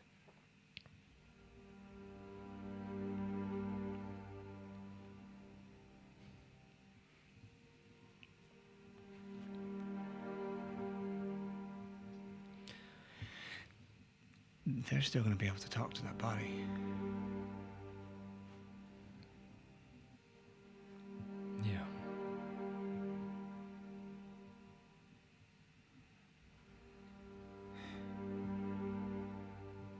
They're going to know her real name real soon.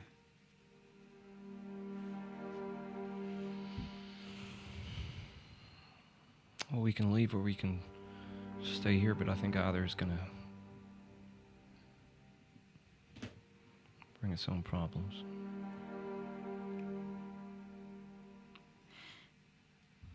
Willow, when you were dead,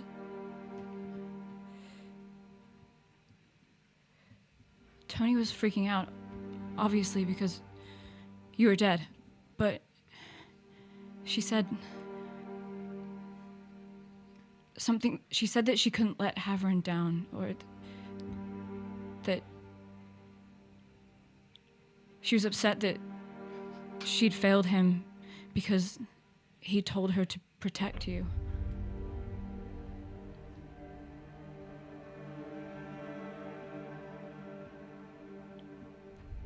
Do you think this had anything to do with that? And that's why she's...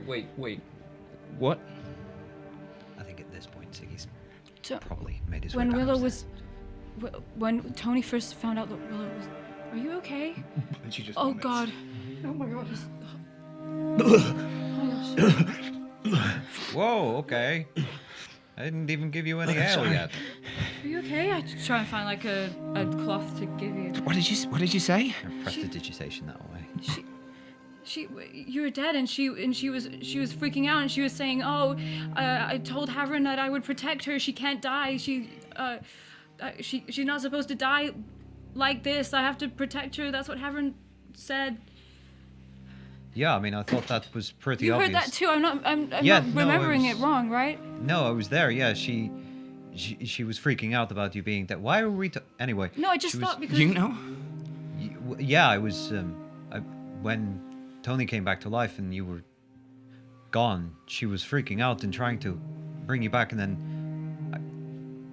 she was saying that something along the lines of, "This can't be because Tavern's protecting you." But that's cool, right? I mean, you're a follower of Tavern. You always have been. Yeah, did she say why? No, she didn't say why. She just said that was like her mission or something. I don't know. Tony said that? Tony said that was her mission? Well, not those words specifically, but she said she can't die. This isn't how it ends. I'm sorry. There was a lot going Why are on. you crying? It's just very overwhelming. That's Yeah, I mean, this is great, right? He's protecting all of us. In a way. yeah. I honestly didn't. I haven't really thought about it until now, because there was a lot happening. But seeing as you brought up Tavern, I thought it was. No, I appreciate the honesty. I really didn't want to upset you. No, Can yeah. I insight check this behavior? Yeah, make me an insight check. Because Willow said she's okay, but Mhm. I mean, it's not going to go great. But insight 15. 15. 15. Willow, on a 15, I'm what going to does- use my inspiration. Yeah, okay. Do I have to take the You take inspiration the roll? higher.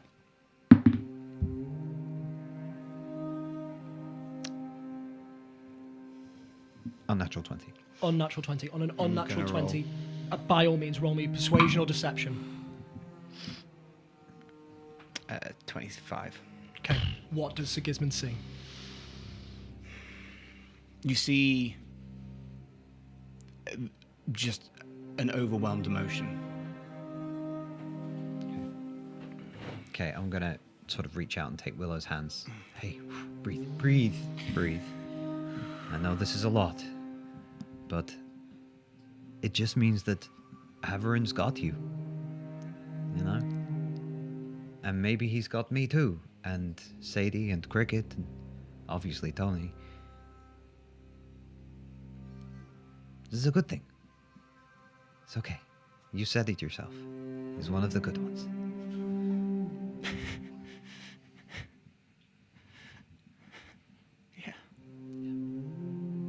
know, he might have bigger things in store for you.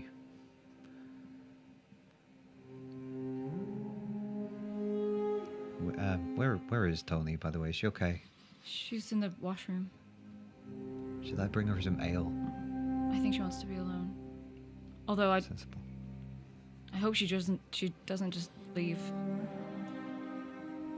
We'll make I'm sure worried she that doesn't. we've interrogated her. Yeah, I kind of went in on her, huh?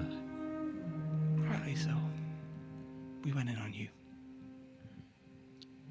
I'm just scared. Whew. We can't stay here. Not if the clerics know where Tony is. Even if they did give a fake name, she's pretty obvious. As are you. So did you follow her, or did you just heard? No, I followed her.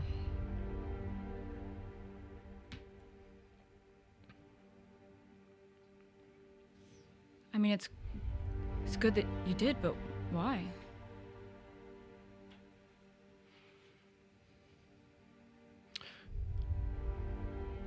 Because I don't trust her.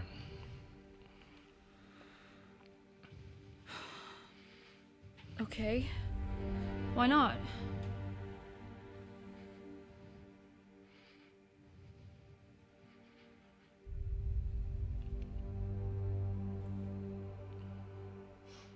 She's not adding up.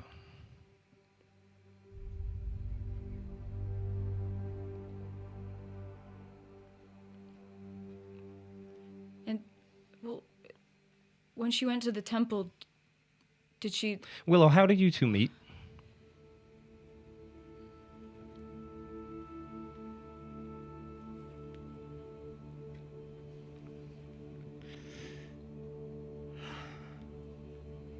You've been friends for years. Yeah. How did you meet? At a tavern. Hmm? At a tavern.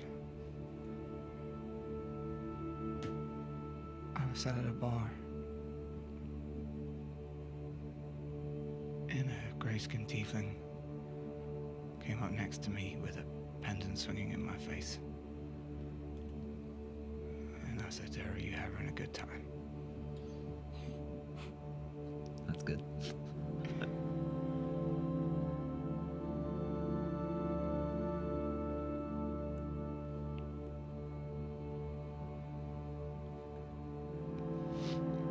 Must just be one of those coincidences, just like her friend.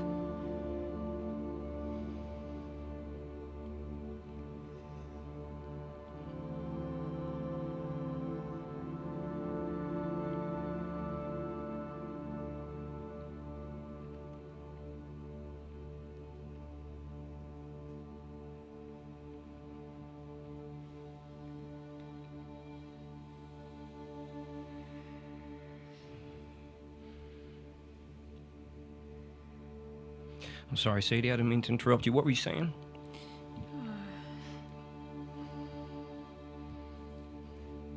I was just gonna ask about her going to the temple. She said she wanted to walk and clear her head, which I totally get. But Yeah, I felt bad. I was watching her walk. She was asking people for directions. She was moving with purpose, like she was possessed. And she made it up to courtyard with 4 or 5 temples. Tony once asked me, does your god ever ask you to do things for them? And I said, well, they asked me to find the whatever Zemva ended up being, but, you know, that was it. And then I asked her back. And she said, no. But I'm pretty sure she was lying to me. I'm not the best at reading people, but, She's it not. didn't, She's it not didn't like. feel right. Yeah, I mean, of course, she's a cleric. You know, of course, her god's going to ask her to do stuff like pray and, you know. I don't think Say she blessings. meant things like that. What did she mean? Like, Well, she clearly lied to. Well, she didn't want to tell me about it, so why wouldn't she want to tell me that? Yeah, he asked me to go and pray or whatever. She purposefully tried to hide something. maybe because it's private. And then Siggy's going to flash back to that moment where Tony said that she trusted him and he knew it was a half-truth.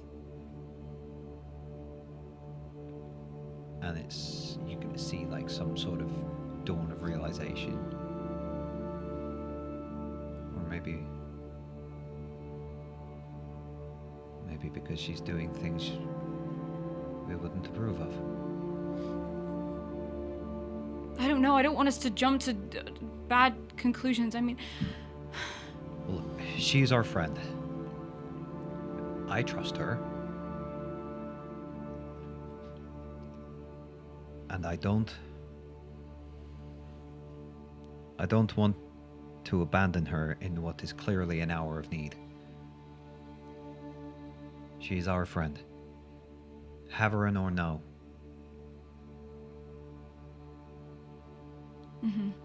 I'm just telling you what I know.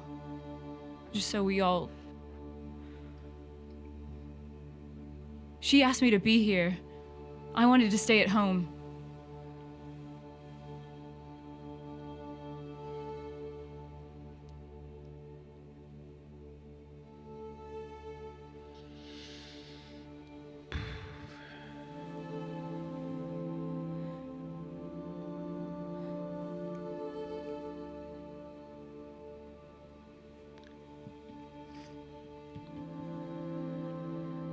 Well, look, I don't know what to do in this situation. I feel perhaps until Tony is completely honest with us, there's not much that we can do but speculate. I mean, we've only seen Haverin do good. Yeah, my point So- exactly. This is why I trust her implicitly. I don't think she trusts anyone. We don't know what she's been through. We don't know. No.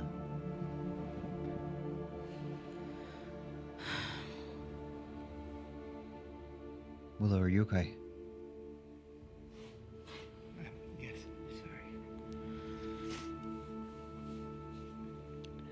Look, I don't want you thinking that what Sadie and I heard Is what?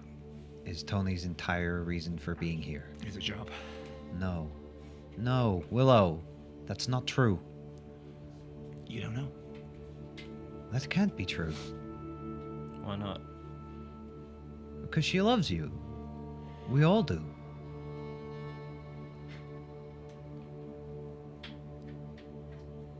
I mean, she protects us all, not just you.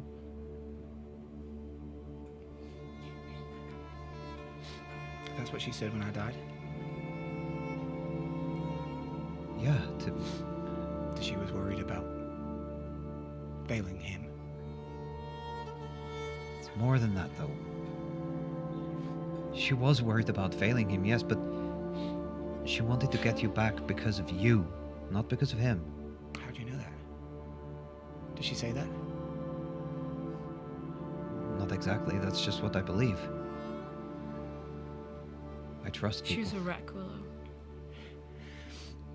Well, I hope he didn't punish her too bad. You should have seen how determined she was to gather the things to bring you back.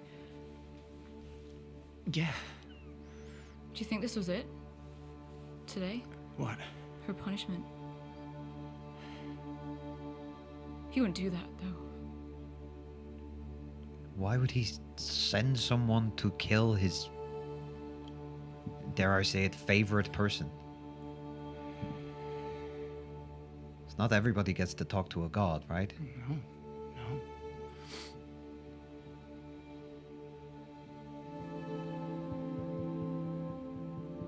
That just seems insidious. I don't know what to think anymore.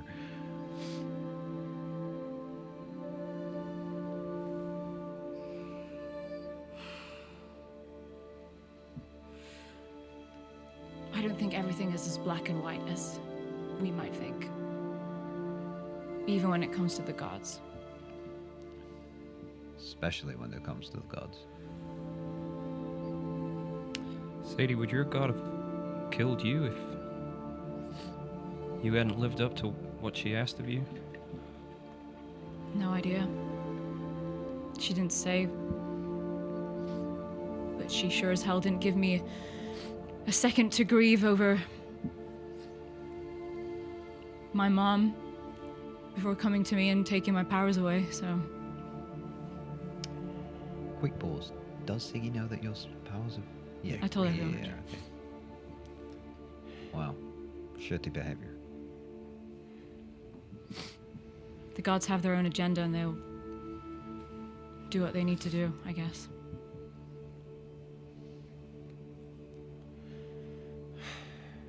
What does your god think of Tavern? She said that she knew. Sorry, your ex-god. Yeah, she said that she knew him well, Okay. because they're both, gods of night.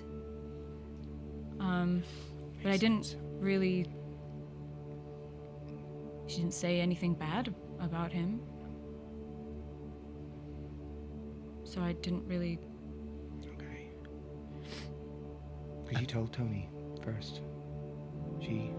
About her? Yeah, did Yeah. Tony know much about her? I don't think so. I don't think she'd heard of her. Okay.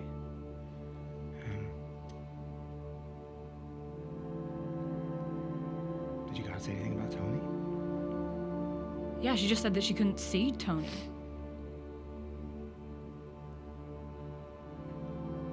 As in... Like when I told her to show herself to you guys, she couldn't see Tony. She could see all of you except for Tony. She didn't know why. She thought that Tavern might have been protecting her from something. It's like she had a shield or whatever. I don't know. Is that rare? Beats me.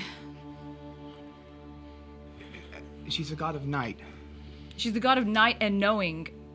And the whole reason that she wanted us to deal with Zemva is because he was creating like a blind spot. And she's supposed to see everything. But she couldn't But see she Tony? couldn't see Tony. So the god of night and knowing, basically a know-it-all, didn't know something? That's kind of huge, right? It's kind of like she didn't exist to her. Huh. Sounds like any information about Tony would be rather impressive for a god.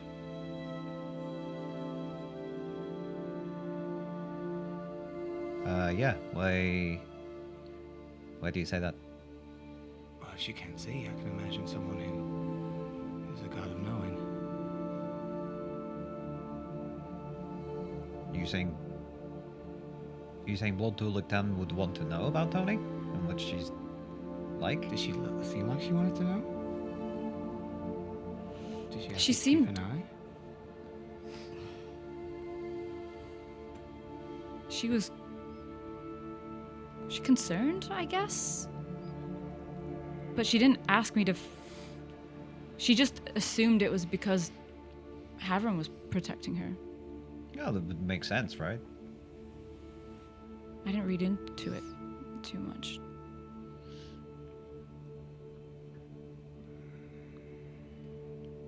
Look, I'm a little confused. Are we potentially discussing the idea that Tavern is maybe not such a good guy? Is that what's happening here? Well, we have no evidence to suggest that he isn't, Yeah, exactly, right? except for Tony disappearing for 3 days and not wanting to tell us what happened, and then Tony going to a temple, and there's a Haveran follower who attacks her. So Yeah, so these disappearances have to do with Haveran. Right? I don't care what she does. I don't care if she needs to go away for 3 days. I don't care. But if she comes back and she's hurt, Yeah, that's a big that's deal. We need to know these our things. problem. What about your family, Willow? Did Haveran ever get your guys to do stuff for him? No, apart from move on to the next place. Okay. But so does that mean they did speak to him? I don't. My dad was the only one that kind of had like line of communication, but Oh wow. he never mentioned seeing him or speaking to him. Oh, I was okay. quite surprised when I found out that Tony does. So could your dad do that and speak directly to Haveran? I don't know. Oh. Maybe. What if we go to the Temple of Haveran? No. Why not? There must be one here. Yeah, there is. Great. We go and we ask them. I don't want to. Can I insight check Cricket? I want to see if there's a reason why you're so... There's a reason why you don't trust Tony that you're not. That you're keeping to yourself. Maybe Like an a insight. specific reason, rather than things aren't adding up. And if it's to do with Haveran.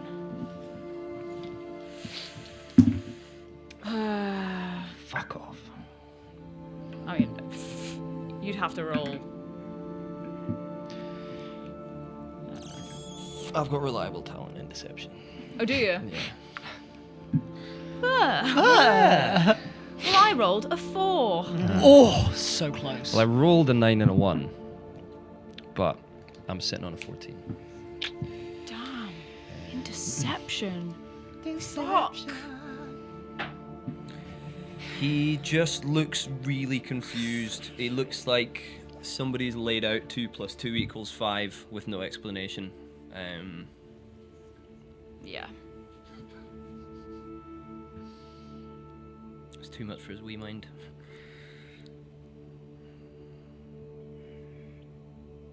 Look, I don't see the problem. We just go to the Temple of Haveran. We ask them, we have a friend who speaks to Haveran.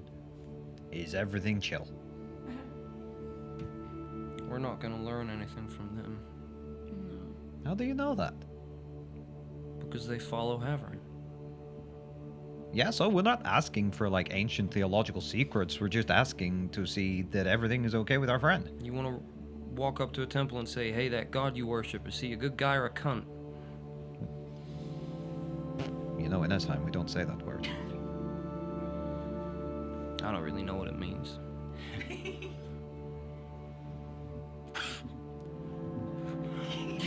And that's what it means. Oh my god. Inspiration to the parry. Thank you. Okay, well, I don't know. I kind of wanted to put my trust in Haveran, but I'm not so sure anymore.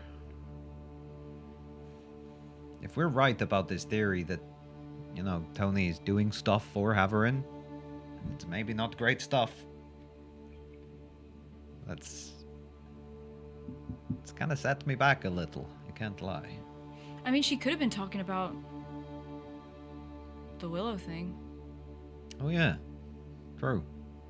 I just don't know why she would hide that. No, I don't. I assumed maybe you knew, but Well, I assumed it was real. I assumed she was protecting you in the same way that she protects us all with like god magic, healing. It's like a movie flash of every time that Tony has checked in on her and healed her first. You can understand why she kept it a secret.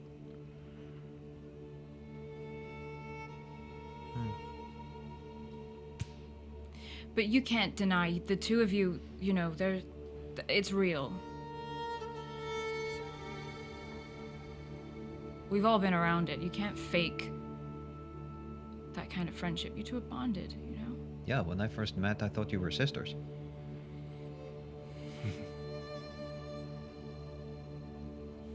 Maybe we could have been. Could have been.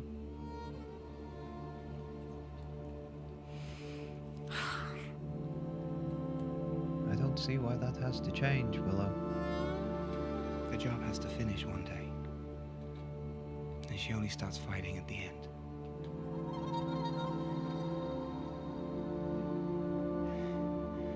So, I'm sure we'll find out why I'm being protected real soon. And why she's the one to do it. And why he's protecting her from being seen by the God of Knowledge. He wasn't protecting her today. You were there, weren't you? Yeah. Maybe you didn't need to do anything. Hmm? Maybe you didn't need to do anything.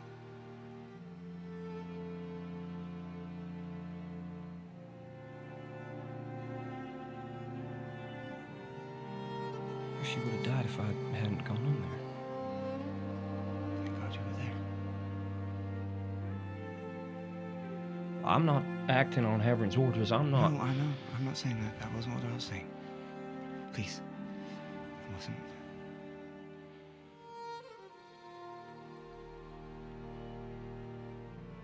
You just don't make a move unless you need to. And I think with you there, you didn't need to do anything. No, she was gone. She was down. How did she get back up?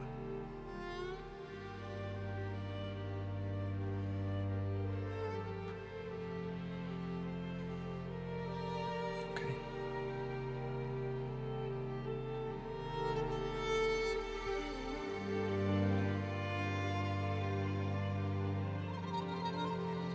I think I should go check on her. Yeah. She's yours now. I'm gonna go.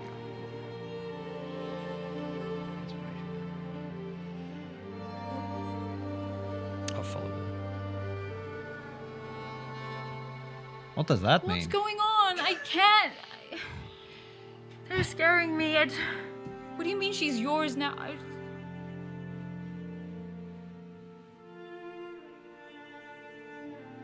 Do you want a hug? Pull her in for a hug. Willow and Cricket, where are you going? I just walked to my room. Perfect. Do you shut the door behind you? With a 20 passive perception, you can hear Cricket behind you. Certainly if he's not actively stealthing. I'll leave the door like ajar.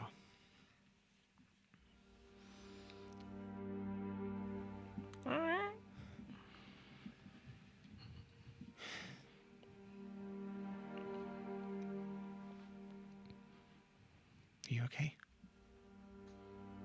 Physically, I mean? Did you get hit at all? Yeah, but Wait, come here, and I'm gonna just put my hand on his shoulder and do a 4th level cure wounds. I'm fine. I'm fine.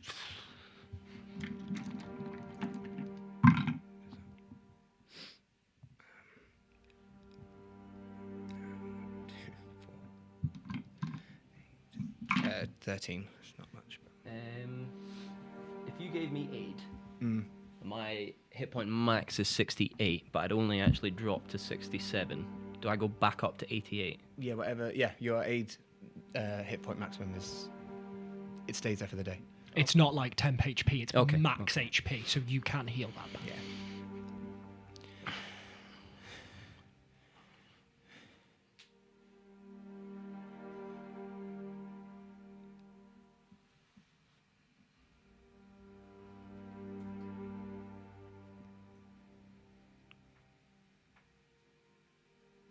How do I know that what I'm doing is because I want to do it?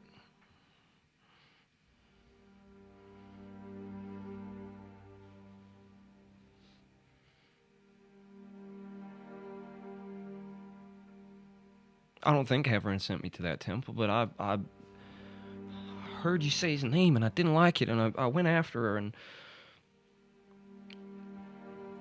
you're right, he didn't need to do anything, because I was there.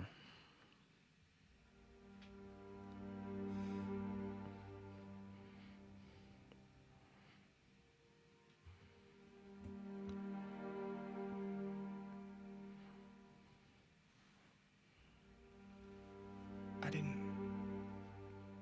didn't mean to entice you to go. I was trying to stop Siggy. I'm not saying you did, Okay, I wouldn't do that. I know. Please. And I'm sorry, I didn't mean to leave again, and I know I said... No, you're fine, don't.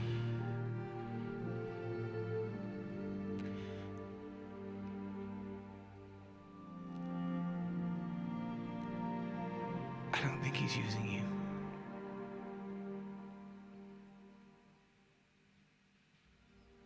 I don't want him to get what he wants through me. What even is that?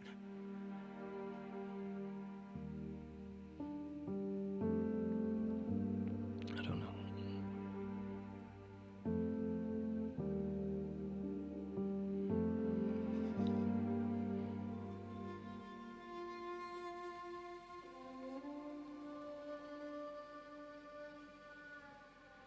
Oh, God.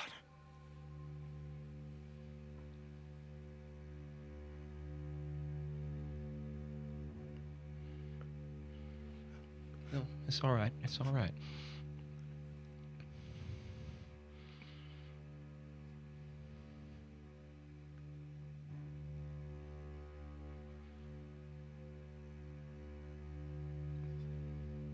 My mom gave me a necklace. She called it Mother's protection. The necklace.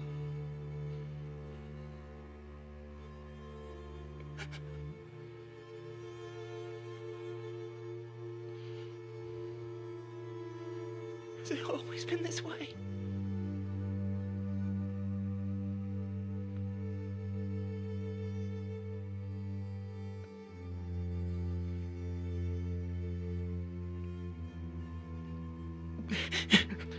Hey, I don't know, but I'm here.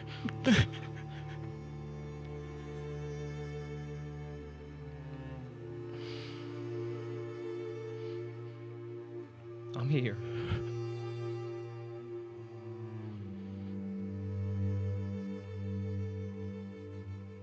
I don't know what I can do, but I'm here. You don't have to be.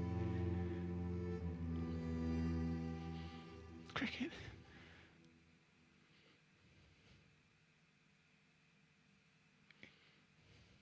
I'm no one's tool. This is my choice, and I'm here.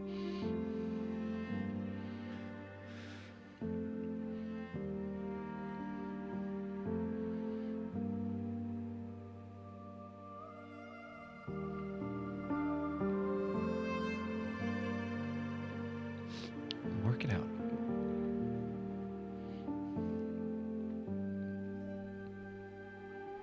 I'll just put my hand on his face with my glove.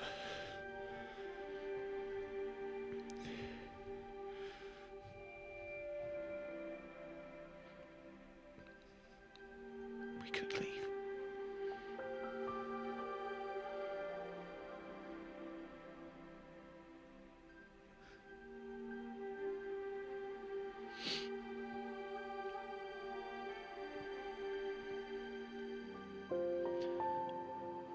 Hey, we're even now. We lost each other once. That's it. That's it, okay? Okay. It's not happening again.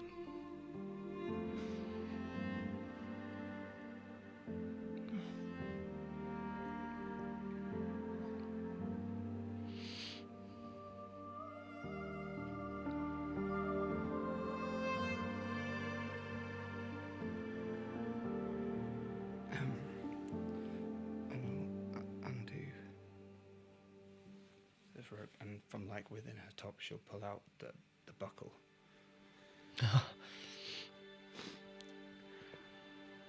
I went to give this back to you the other night, but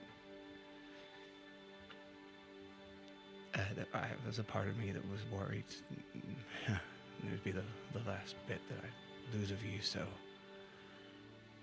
here, you can take it back now. We'll keep it then. Oh, no, it's yours. It's all right.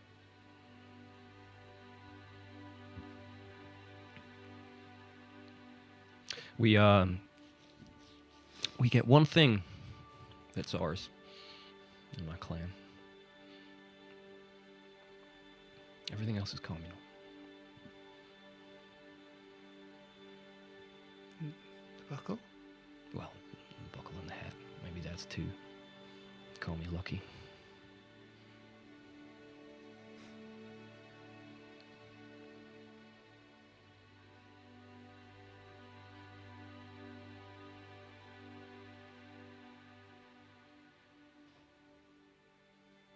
Now you have three.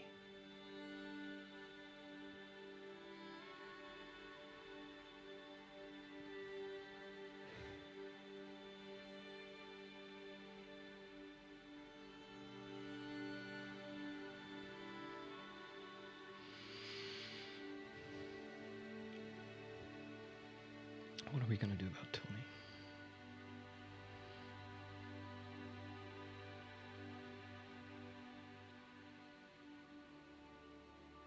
I think she'll tell us.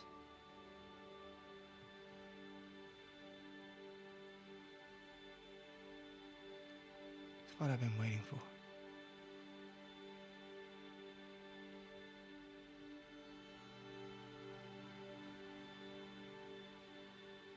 What do you mean waiting for?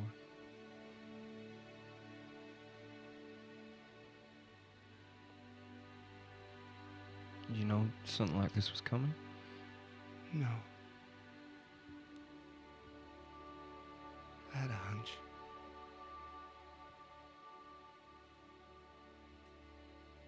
Ironically, I gave up on that hunch just a couple of days ago.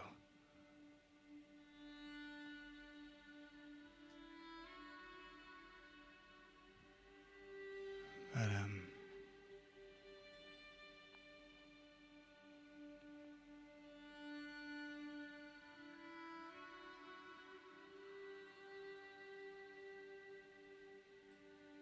his move next. Then I'll make mine. And then we'll fix Tony. Not yours, ours. But okay.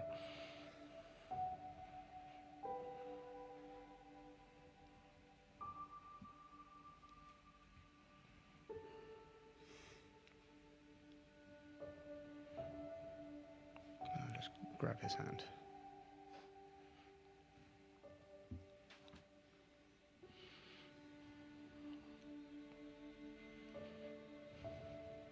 I just don't want the others getting trapped in something like this as well.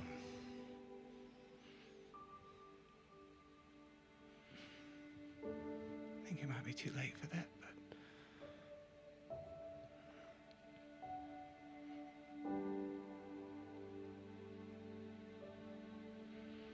Well, then we make our next move very carefully.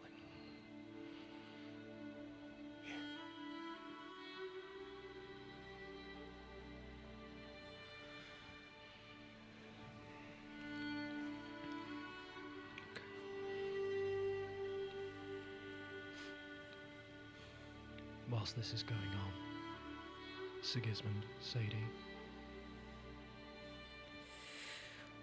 I'm just gonna hug Sadie for a second.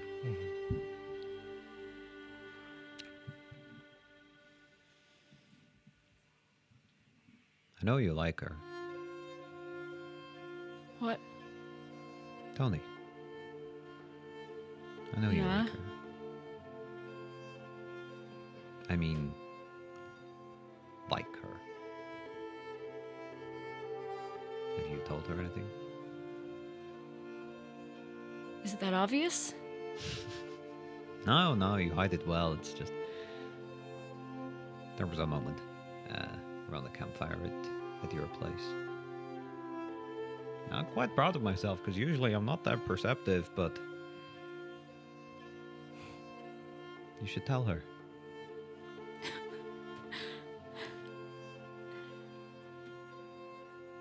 That's what Gwen said. Do you think now is the right time for that? Absolutely not. No. We leave it maybe a Lexinoth or two. Cycle or two. Well, maybe not a cycle or two, but I just think that maybe we could all do with a little bit more love in the world. So.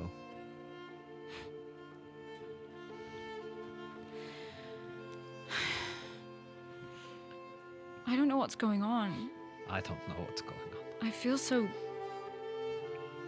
That lady was right when she said I'm a bit dim. I feel like I've just... like Willow was freaking out and Tony's nearly dead. Cricket's just confused. Am I missing something? I don't think so, because I feel the same way and I'm incredibly smart. Right?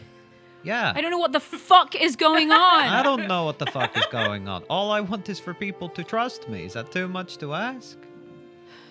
Maybe one day it was, but I don't think so anymore. Do you trust me? Yes. Insight check me. Okay. 18. That's really good. I got an 18 God. in case you're wondering. I mean, I'll roll persuasion. I mean, I rolled a natural one. Wait, why am I rolling with disadvantage? Stop rolling disadvantage. Why am I doing this to myself? There we go. Hey, you guys should design a game using this system. It sounds really fun. 18. What did you roll? 18. Ah! Hey. I think we're on the same page. Right? I agree. Inspiration to the pair of you. I already have it, but okay. I don't feel good. I don't feel right. Yeah. Every time I talk, it's like I can't Yeah, you're do not the right as- accent. Wait, I thought that was just your accent. It is a little weird. My mom's Elvish. My dad. It doesn't matter. It doesn't matter. Yeah, I mean, you do seem a little distracted. Did the creature do something to you too? I don't know. I just ever since then. I mean, obviously, I feel like shit because my mom fucking died, but I just don't feel. I lost my powers as well, so that's probably got something to do with it. But I feel I'm just struggling with everything. Yeah. I can't even string a sentence together. And we had this meeting with the Crucible, which is really important to me, and I couldn't even talk. Well, But thank you for being the only one who fucking, even acted like they wanted to help, so. you're welcome. Because I do want to help. I know. I can't live in this country as it is now because people don't believe that I'm not a serial killer. So, I guess I have to try and change things. I Hey. hate them. You what? I hate them so much. Yeah, me too. Hey, it's okay. Look, your big brother Siggy's got you, okay? You need anything, you come straight to me. I trust you. You trust me.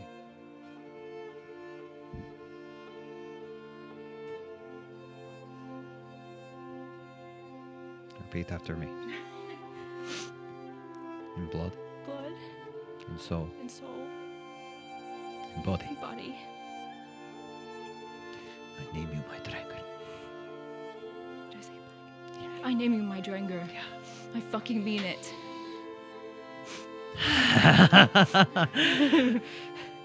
That's what's supposed to happen. Just pull his arm. Oh. I'm really worried about Tony, though. Yeah. Yeah, me too, but I don't really know what we're supposed to do. Do we get her to stop worshipping Tavern? Do we encourage it? I think we just have to look after our friend. Support her. Support them all. Unless she tries to kill me again, I'm not going to support that.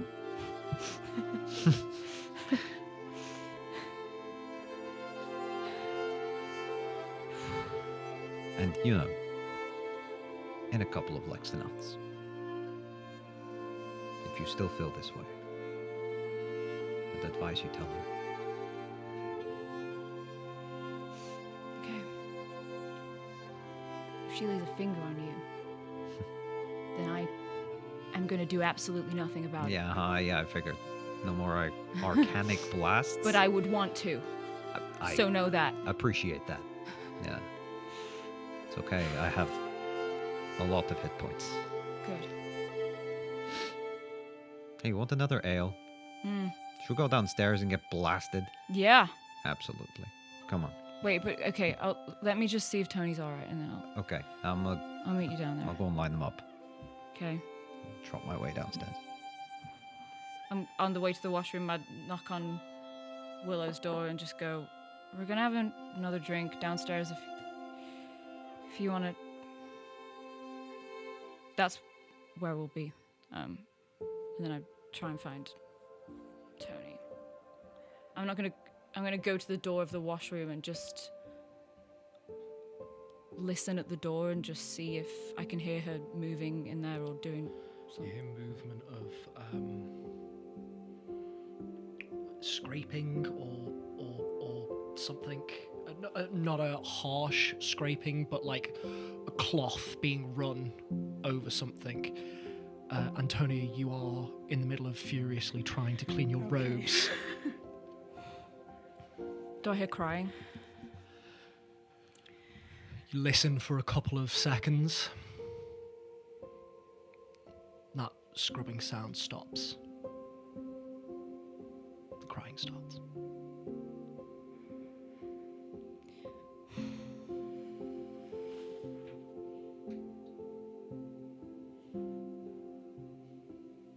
She has this instinct to try and summon Satchel. She feels like he'd be able to comfort better than she could right now. Obviously, it doesn't work. I'm not going to knock. I'm just going to very slowly open the door. Is the door locked? Yes.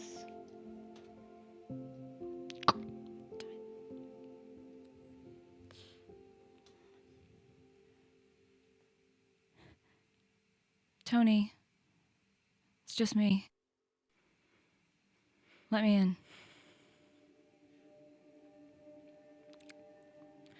I think she sits there for a minute and considers just not even replying. Then she takes a deep breath. And she's got like her underclothes on, I guess, because she's trying to get it off her robes. And she walks over to the door and just opens it. Mm-hmm. She's holding like the bloody robes in her hands.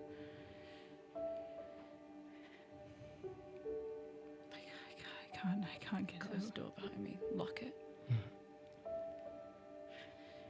I don't know what to do, Sadie. Put it down. Come here.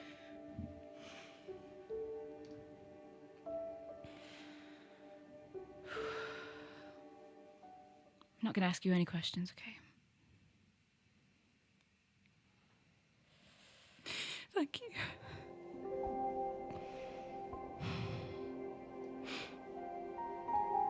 I don't know what I'm doing. That's okay.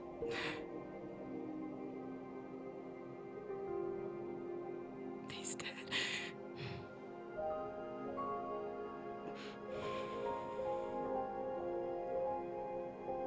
You protected yourself.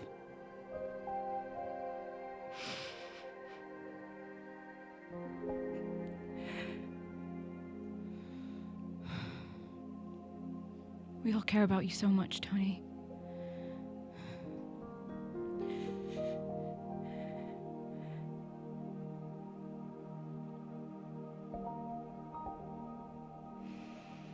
And you don't owe us an explanation, or you don't owe us anything, but you did ask me to be here, so I'm here.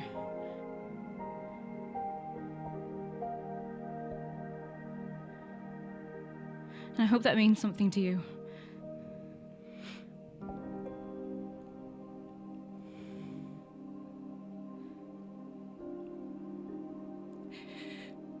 I'm not telling you because I don't want to.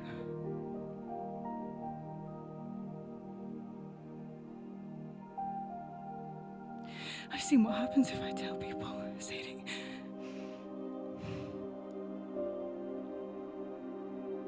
I'm trying to look out for you guys. And I just need you to trust me. Okay.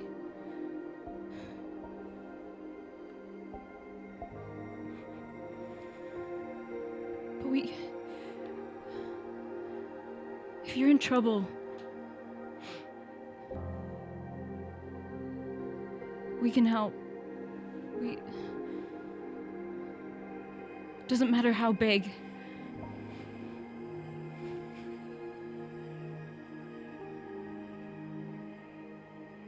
When you need us, we'll be there. I'll be there.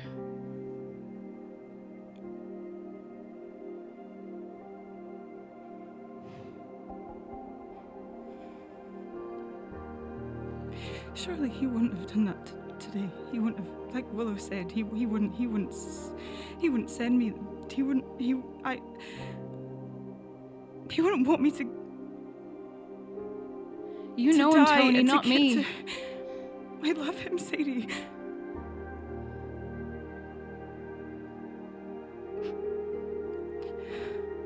Tavern? Well, yeah.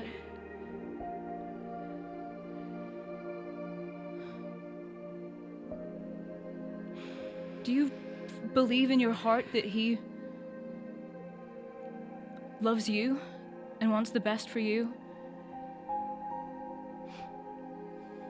Yeah, I do. Why are you a cleric? Because you grew into it, right? Did you choose to be a cleric, or was it the path that you... I mean, I was born into it, but Yeah. I still wanted to be. All I've ever wanted to do is help It's people. to help people. Yeah, I know. And that's what I'm doing.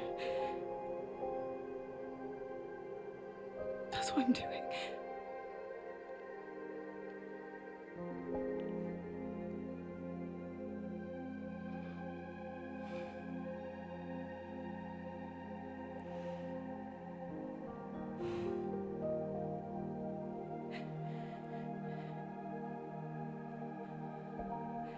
I just don't know why.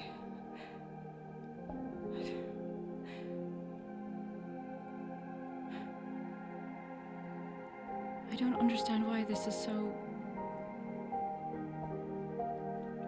complicated.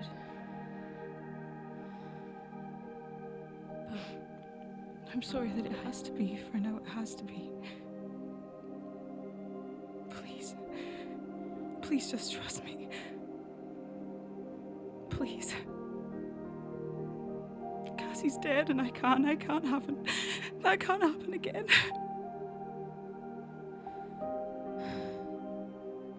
why... I want so badly to ask so many things, but...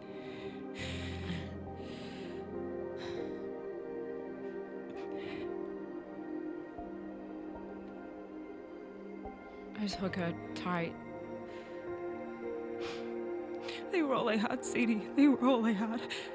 At home. And they're dead. Because of me. How?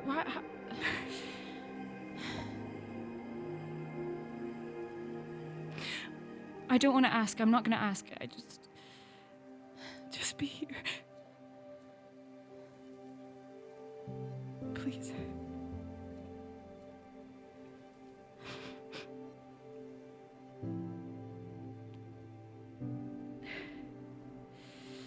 I hold her for as long as it takes for her to stop shaking and crying.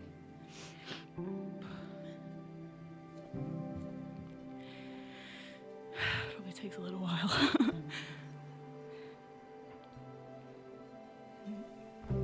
When it feels like she's settled slightly, I'm going to get up and I'm going to take over and start scrubbing the blood out of her robes.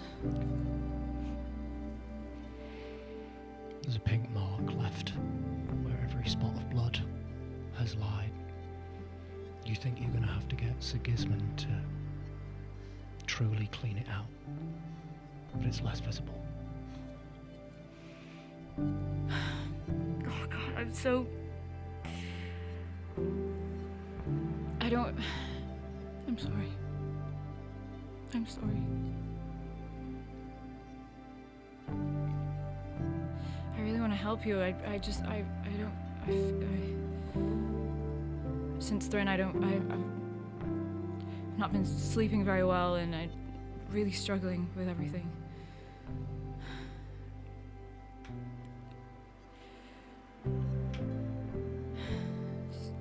Sorry,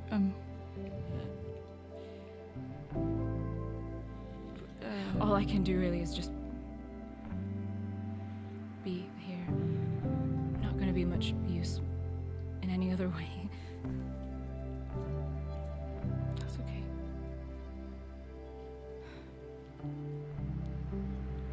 Just please don't ask me anything else. Okay.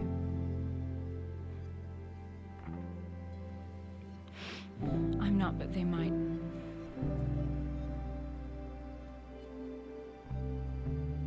I just want to go to bed. Okay. Okay. You go. I'll make sure it's cleaned up in here. Thank you. I'm just gonna get up and go to her room. Okay. We will get to that in just a moment.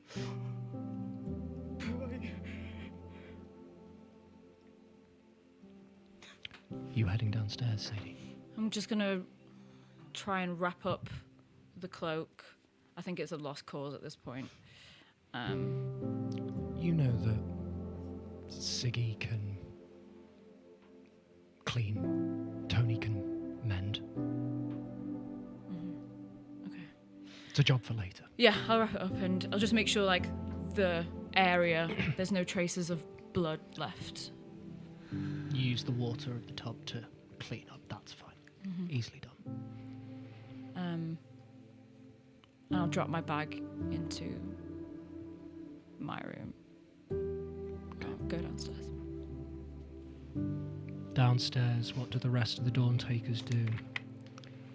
I think Siggy has sort of sidled up to the bar.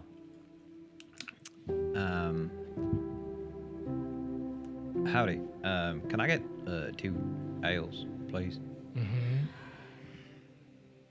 What's the? Can I ask what the countenance of the bartender is like? Do they seem stoic or cheerful? Quietly reserved. Okay. This being a fairly not upper class establishment but high end establishment, there is there's a demeanor about the people that work here, a professionality. You pay for the service as well as the quality of this place, it seems, and there is just this very just calm stoicism. Okay. As they plonk down the ales, why don't you go and tell me how much that might be, my friend? How much are we buying? 2 ales? Just 2 ales, yeah. 1 gold, 2 silver. 1 gold, 1 gold, 2 silver. Okay, I'm gonna stack 2 platinum on the bar. Look him dead in the eyes and say, my compatriots and I would appreciate a little privacy. So I'm gonna give you this money for these 2 drinks. And you will allow no one to disturb us. In fact, you could say, it might be as though you haven't seen us at all. Do I make myself clear? Crystal, sir. Good man. And I will take the ales, and I will take a seat. Wait. Before I take the ales, I'll be like, anybody might come asking about a gray tiefling or a grown. You ain't never heard the like. Do you understand me? Yes, sir. Or a dwarf or a half elf, or you get it. Good man. And I will take a seat. Willow. Cricket. Where are you? Still in my room at the moment. Are you intending to head downstairs? I'm probably not at the moment. You can remain in your room all night if you like. Does Cricket show any signs of leaving? When Sadie chaps on to say you guys want to come down, he kind of gets up to go and then sees that you're not.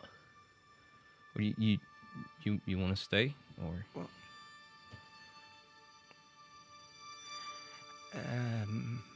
My world's a little bit rocked right now, but you can go. I don't want to leave you, but Cricket, you can go. I don't want to. I just wanted to make sure everyone was all right.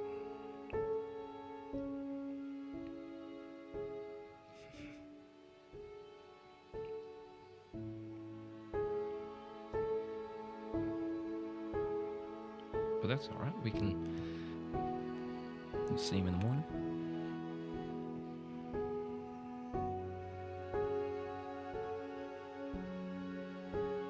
Let's go down. Just make sure everyone's okay. All right.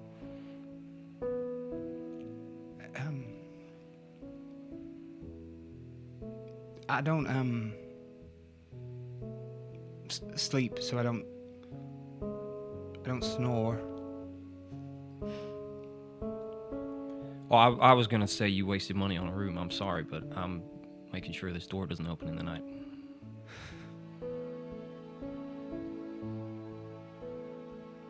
I don't need to sleep in a bed, though. I can sleep anywhere. I'll just curl up. You want to see something cool? Yeah, sure. Yeah, watch this. I'll get my thieves' tools out, and I'll go and jimmy the lock. So it's like half open, half shut. Try and open that. I'll pull out my thieves' tools. And I'll... Thank God. I'll come back. Cherry on. Willow. Where do you get them from? An old flame taught me. Okay. Well, I'll take mine out. I'll pull out the immovable rod. What's that? I don't know. It's a new toy I found. From where? No, just watch. And I'll put it in front of the door. Does the door open into the room? It does. Okay, I'll put it in front of the door, and I'll go. That was aggressive. Try and open that. Make me an athletics check, Willow. Don't you dare get If this would be crazy. Well, I was like, I'm not locked in here with you. You're locked in here with me. 17. 17.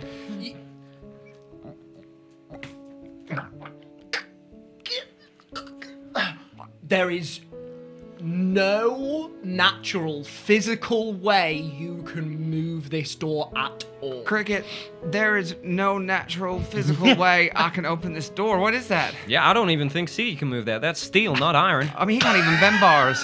I know. Yeah. What is... okay. New toy? That's great. Yeah. You take it away, you see that there's a very tiny impression left in the wood where the door has actually pressed in and buckled. Look at that. You made an impression. So have you. Well, after you, man. Thank you. I may as well show off my new dress. I know. I was gonna say something, but You were a little bit distracted. Now you need some new clothes. Cricket 100% just went, milady. Absolutely. Love it. My lord. yes, I think we'll go downstairs for a drink. Four of the Dawn Takers, you go down? I'll as go well? down after. Yeah. Four of the Dawn Takers gather downstairs in the tavern. Can I just say, as we go down, I just go straight up to Sadie and give her a hug.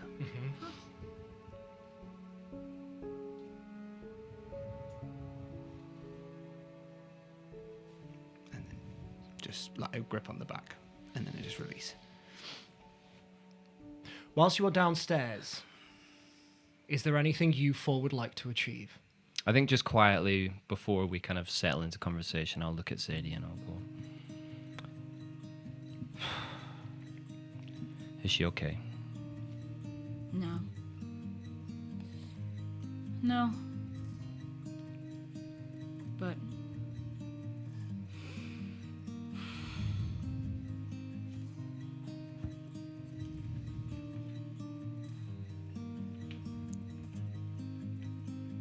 I trust that she thinks she's doing the right thing for the right reasons.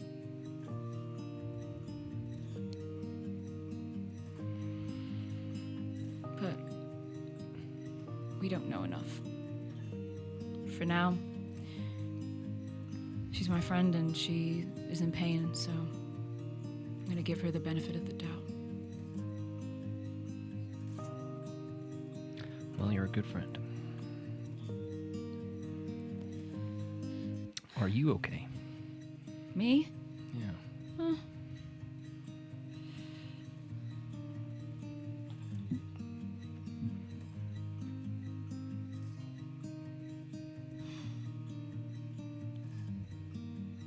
Not really, but good at putting it in a box.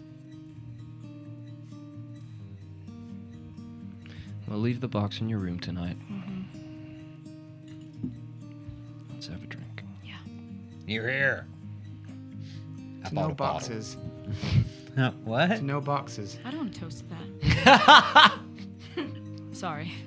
That was important. Yes! I've got something we can toast to. Sadie finally agreed to be my drinker. Really? Yeah. The I'm up deception check finally worked. With People keep talking about checks. What is this? It's how you pay for a drink if you ain't got coin. Oh, so you got all handsy with each other. Yep. I'm up to 8 now. Ew. 8. Why do you say like? Well, does that mean we're all Drengar? Does that mean that you're also my Drengar, or do we have to do it separately? Siggy has a momentary existential crisis because he does not know the answer to that question. Like, are all the Drengars now linked? Are we like mutual Or- Drenger? We did do a kind of circle thing at one point, did we not? Yeah, but I don't So- think the hands happened when. we Okay, did let's it. do it real quick, just in case. Wait, no. Yeah. Damn it. When Tony recovers, let's do that real quick because I'm not sure, honestly. Maybe I need to get the ancestors to bless y'all at the same time. I'll say this much. You can deduce.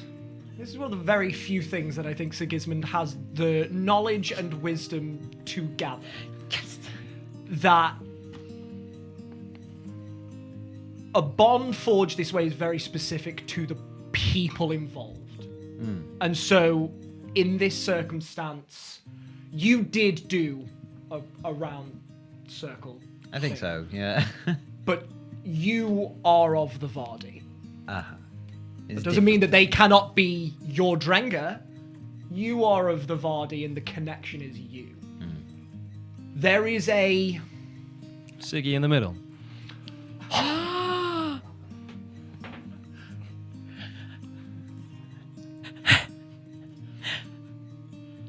Here's what I can deduce.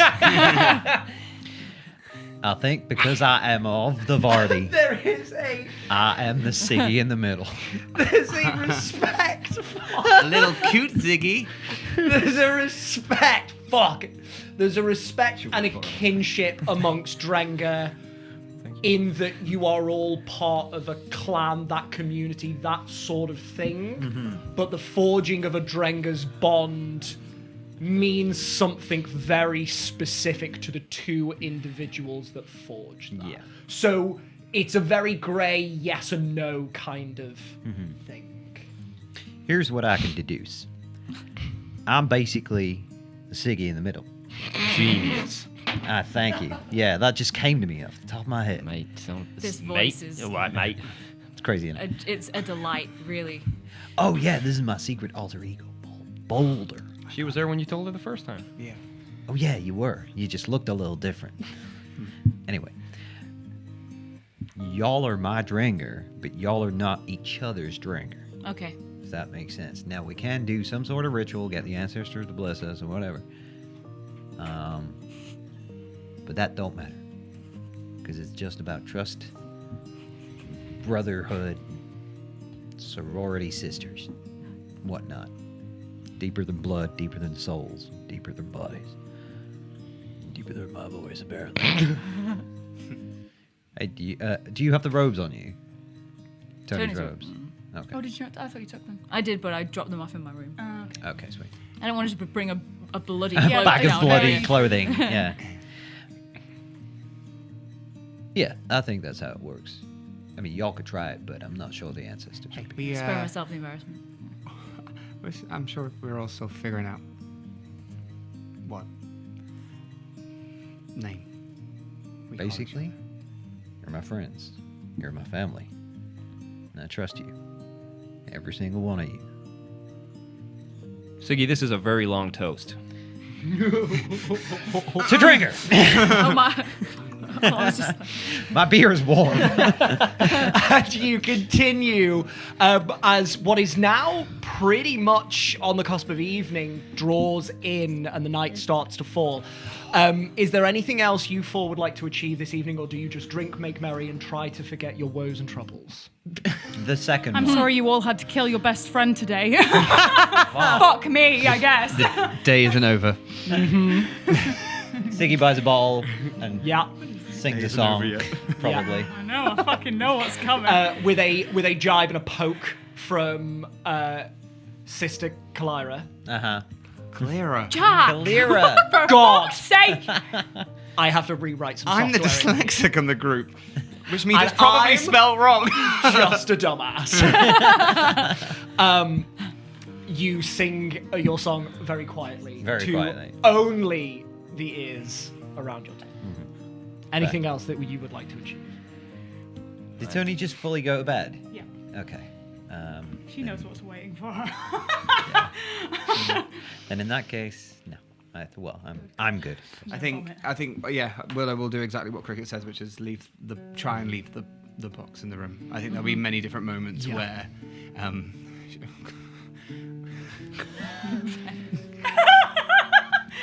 yeah, where she'll be thinking about the 125-year life that she has had, and be very insecure about everything. But we'll try. She'll just neck that bottle of thing of ale and move on to the next. And with each burn of the liquor that you imbibe, shutting that box gets a little easier. For now. Because that's how British people deal with their problems, baby. If no one else has anything to achieve, I will say that you take your rest in your respective rooms. Cricket, you join Willow in hers. Sigismund, do you go off to yours? I don't fucking know, because you got... Wait, who's... I got a room for everyone. Everyone's got their own room. Oh, everyone's got their own room? Yeah, then cool, yeah, I will go off to I my went to own bed room. straight after the. You're So all you go lovely. to They drink a lot. yeah.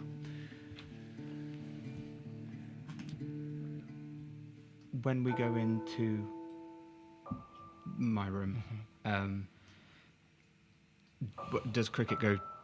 What does Cricket go to sleep on the floor? I will the immovable blur, and then I will. Oh dear. Well, you've did it. I really should have seen that one coming. It's not me for once. Yes. Oh mate. God, It's like you're stopping the word from coming out with it, like the movable rook. The immovable. Yeah. And then when you take it off, you go Rod.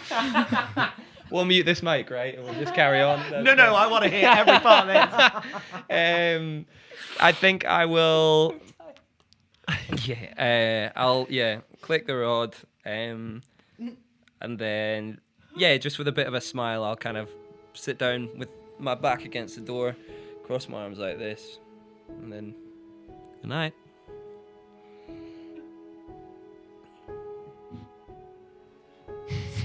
So sorry. She will pull the duvet off the bed, go sit against the door with her legs stretched out Pile up the sheets and the pillows. on his right hand side, and she'll just hold his hand out, her hand out for his, with a glove on, because she's got gloves.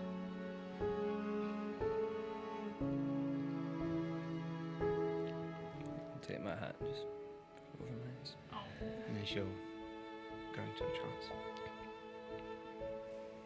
Do you sleep tonight, Cricket? I think I do.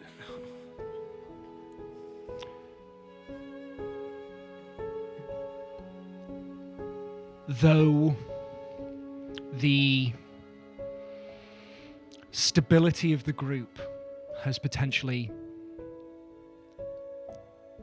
never been more in question, you put all that in your box. And in this safe little haven, with the immovable burr on the door, I had to give it back. I know, that's so fair. Go on.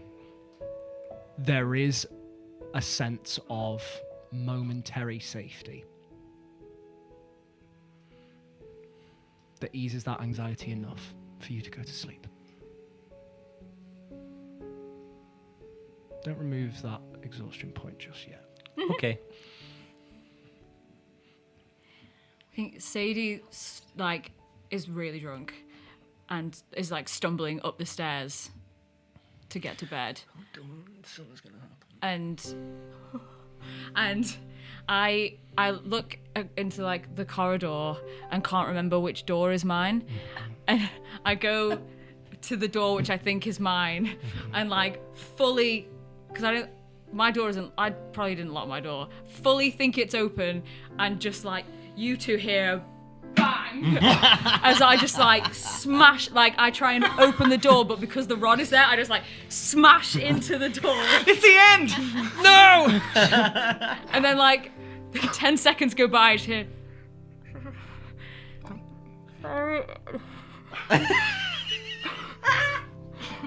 I don't think this is my door. I can't. Do you need a cure wound, sweetie? And then she just goes to her room. Inspiration. Do you want to check on her or? Sadie wakes up the next morning with a fucking I'll keep an ear out. Well done, you keep the powerless human out. Only just. She's the most dangerous of them all. Next step up is a guard. But you too, Sadie, eventually manage to stumble to your room, wipe the trickle of blood off your head. You fall onto your bed, Yeah, fully clothed, just. pass out. We'll get to that later.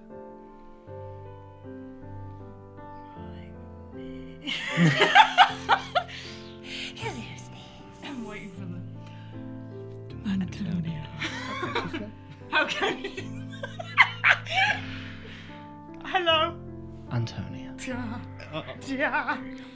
Can I just say, after she had a bath and had that conversation with Sadie, she goes to her room and she sits on the bed and goes to meditate, as she always does before bed.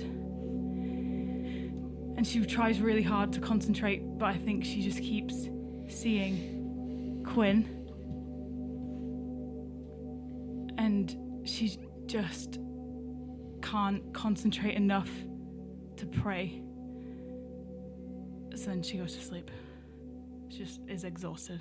Just passes out. You drift off into the darkness. Good God. Good God. That Good gravy, goddess. incapability to send out your power, your energy, your prayer to your God. Yeah. To push that to the divine beyond. And so you hear a voice in your head. It is okay. I shall come to you. When you open your eyes. Oh, And he is stood in front of you. I'm not asleep. You are asleep. Oh, I'm asleep. You know by this sphere of night that you are in, standing on an invisible floor in the center. I think she's just looking down at the floor. She's not looking at him.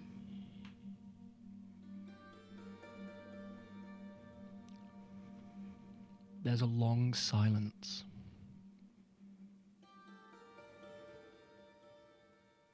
He just waits. He doesn't move.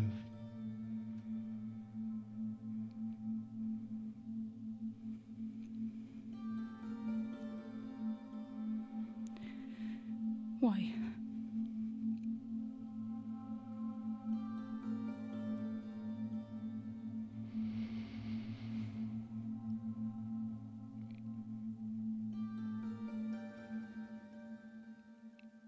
It was not, as you so fear, any punishment I had ordained for you.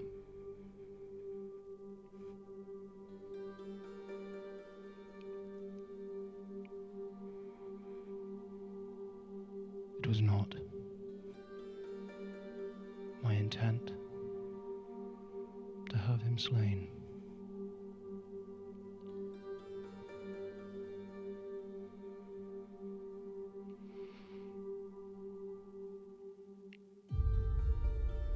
His presence in that temple served a purpose. Merely his presence. Nothing more. Nothing less. So he didn't have to die?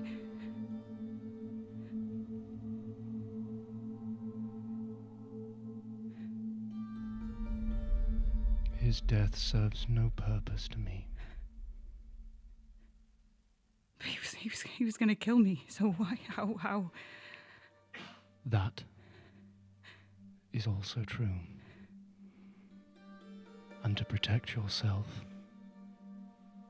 it is my opinion that you chose correctly. No matter how hard that choice may have been. There was no other choice.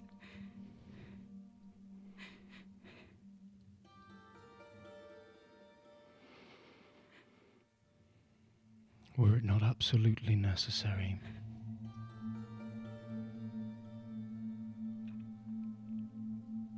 I would have tried to guide you away from his path for the rest of his days.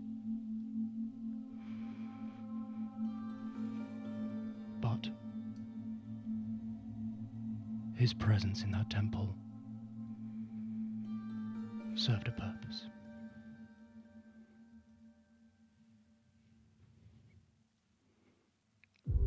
It allowed you to find what love has been lost. Did you kill her?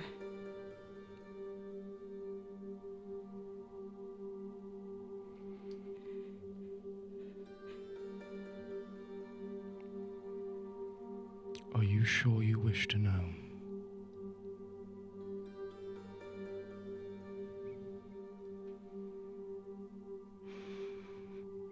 Yeah. Then, if that is your desire, I shall show you. He reaches out a hand to place a finger next to your temple.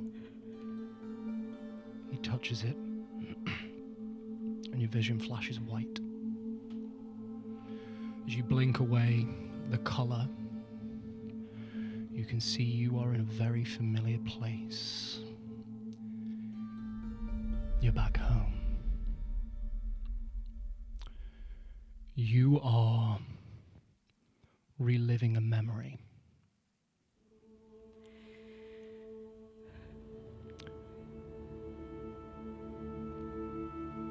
It is as clear and vivid as a vision, but you know this to be a memory.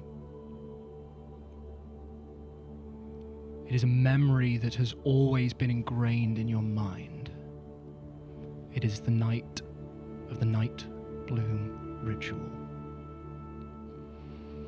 You can hear the very distant sounds of that exact ritual happening up the mountain, the entire temple community out to witness it.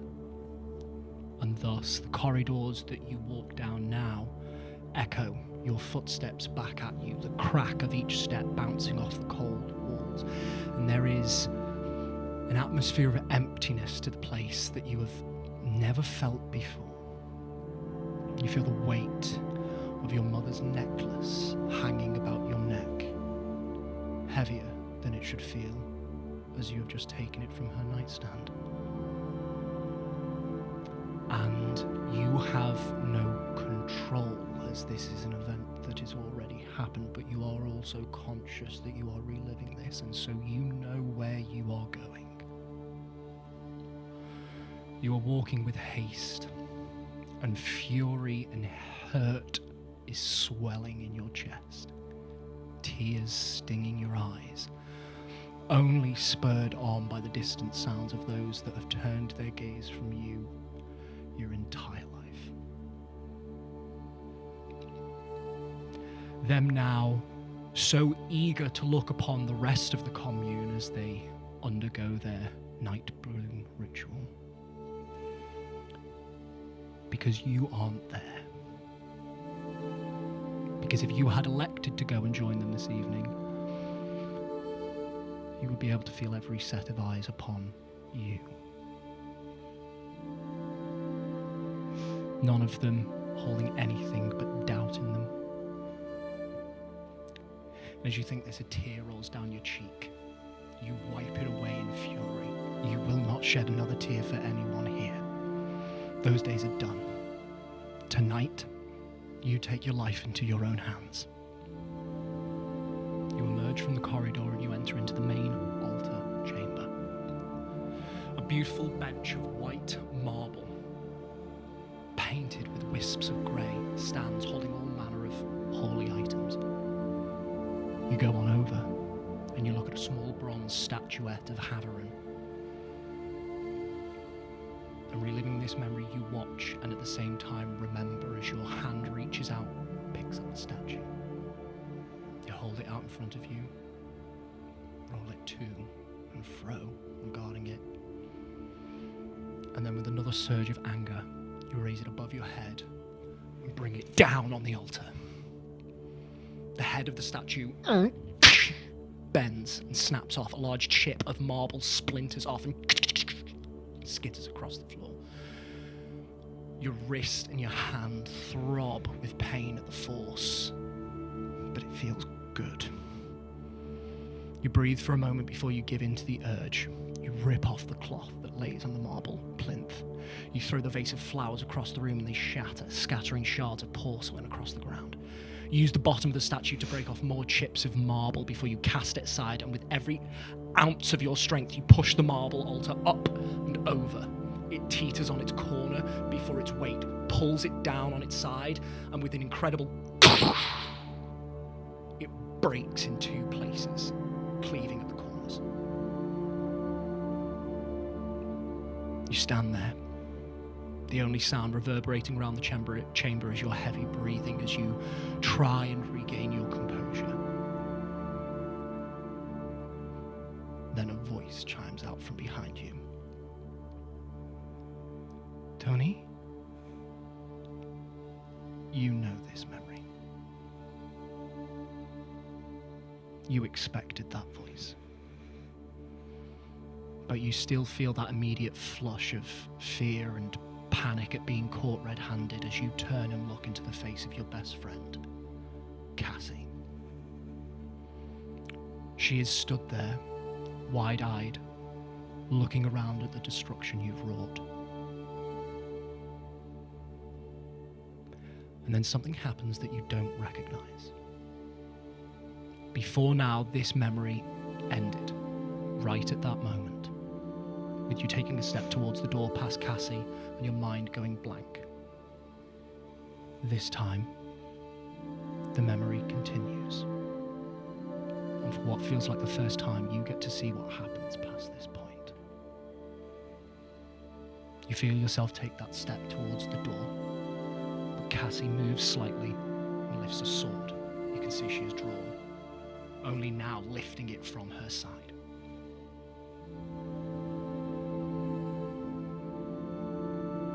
What have you done, Tony? And you hear yourself speak. What are you doing here, Cassie? Silence. You should be at the ceremony. Go and swear your oath. I came to find you. Tony, what's going on with you? I'm leaving. I am done with this place, with suffering every untrusting look, with carrying every judgmental gaze. I am done with being tolerated.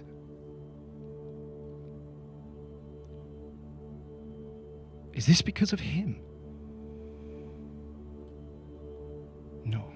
No, this is because of everyone here, every single person who couldn't be bothered to show me decency.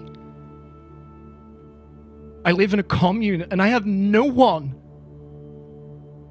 You see a flash of pain and sorrow cross her face. What about me? You feel a flicker of guilt spike in your gut and you push it away. I'm leaving, Cassie. Goodbye. And you feel your body move once again to the door, and Cassie again raises the sword. You see she's conflicted, but feels she knows what's right for her to do. Tony, don't do this. Don't become the person they've said you are all along. Don't give them a reason to distrust you. I've given them a reason. I've given them 20 cycles of reasons. How much more do I need to give, Cassie? Tell me, how many cycles do I need to suffer here before they act like I'm a person and not a fucking disease? Tony, please, if you speak to them, what? They're suddenly going to listen. They're suddenly going to hear my voice, are they? Everything's miraculously going to change. Tony, please. Show them mercy. There is a beat, and you feel everything change inside you. Mercy. Your whole being fills with bitter rage that you just managed to keep behind your teeth. Fuck you all, and your mercy. And you finally move past Cassie, barely biting back the anger and the tears. But just as you pass her, she grabs your arm Something inside you snaps. The rage spills over. The dam breaks and out rushes a vitriolic flood of fury. You whirl on her. Get your fucking hands off me! Your eyes flash, you grab her hand and throw her off you. There is a blast of necrotic energy and Cassie is thrown halfway across the room. And then silence. She does not move. Cassie? Cassie? No response. You feel the fury turn to anguish and tears spill over and down your cheeks. You rush to her lifeless body and see the black marks that now stain her flesh. Oh my God, no. Cassie, I'm so sorry. Please wake up. Please wake up. I'm sorry. Shit. Help me. Please help me. And you turn to your side. And all of this time, he has been stood right next to you. Now, at your cries for help, he comes around to the opposite side of Cassie's body and he kneels down in front of you. I am sorry, Antonia, but there is nothing that can be done for her now. She is gone. No, she can't be gone. Please help her. You're a god. Why can't you help her? Antonia, I cannot shape reality at my will. There are certain rules that my form obeys. Please, there must be something you can do. I am bound, Antonia. I can do nothing for her. Now you must go.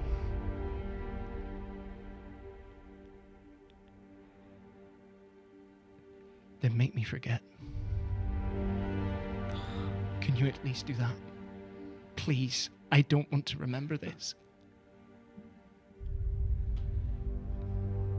There is a long pause, and he sighs. Antonia, I don't think... Please, Delagar! The fuck is Delagar?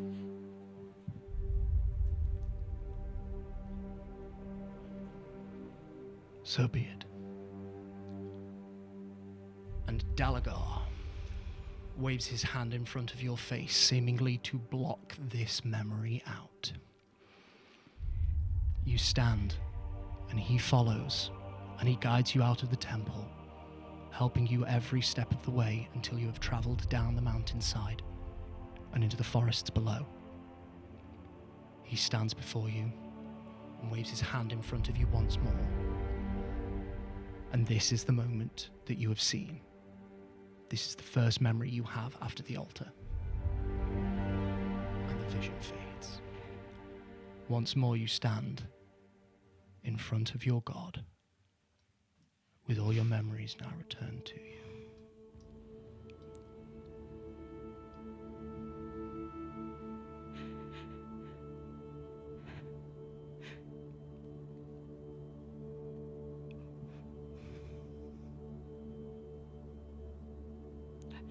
I don't know what to say.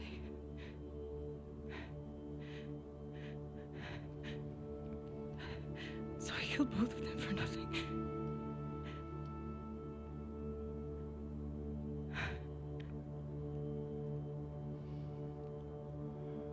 Tony, you did what you have always done. What you deemed necessary to protect yourself. When no one else would aid you, you protected yourself.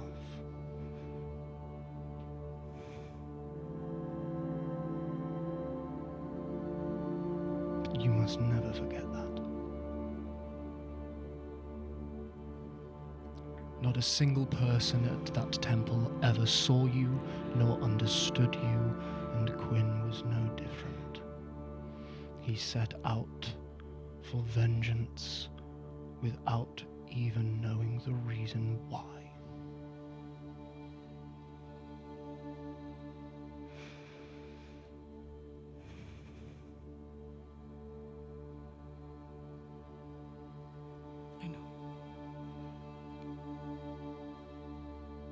truth may come as no consolation, Antonia.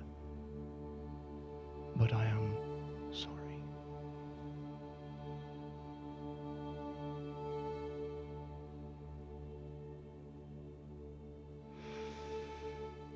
I think taking her back to the place of the temple and that night and how she felt, she's feeling all of that fucking rage in her right now.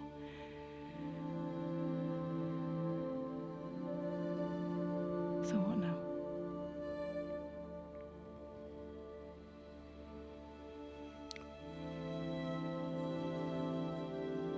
Two things. One,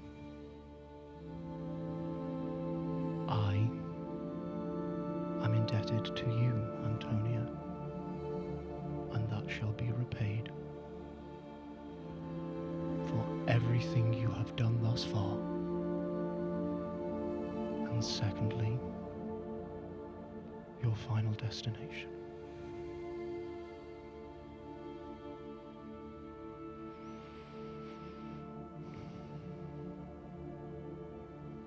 Antonia, you have traveled for so long across this entire country at my whim, and all of your work has been building to this. For now, there is only one place left for me to send you. Antonia must now travel to a place most sacred to all the moon gods. A place where almost all followers of any of the astral celestials visit at least once in their lives. Antonia, you must now set off to the great elven city of Una Veir. You are destined now to travel to Moonwater.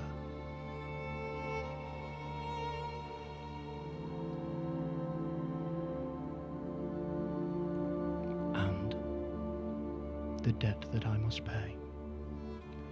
I am sure you have felt a shift in your power, Antonia, that moment in the temple. You have succeeded at every task I have asked of you. You have attacked every objective without faltering, faced the unknown, and shown unwavering faith. This is something I must gladly honor.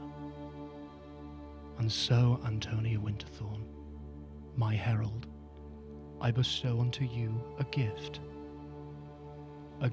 for you to wield as you see fit, to fend yourself from harm, and to serve as your unfaltering blade against those who oppose you. With that, he places his palms together so that they almost touch, and after a moment draws them apart, slower, with more effort, as if he was pulling them through tar. As he does so, an orb starts to grow in between his hands, an orb of deepest black. His hands steady as the orb continues to grow in size until it's about 40 millimeters in diameter.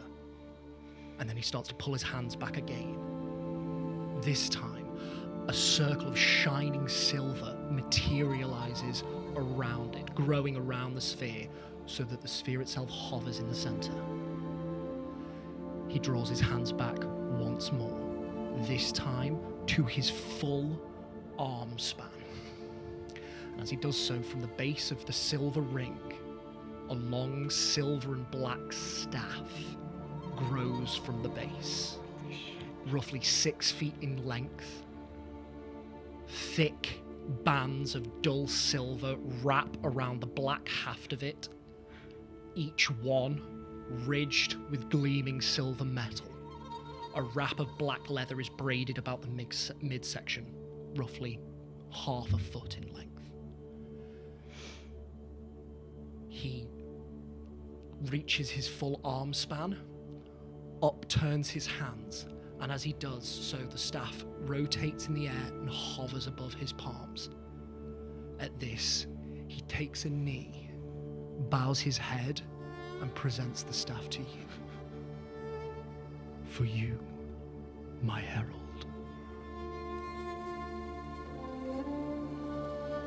Oh, sorry.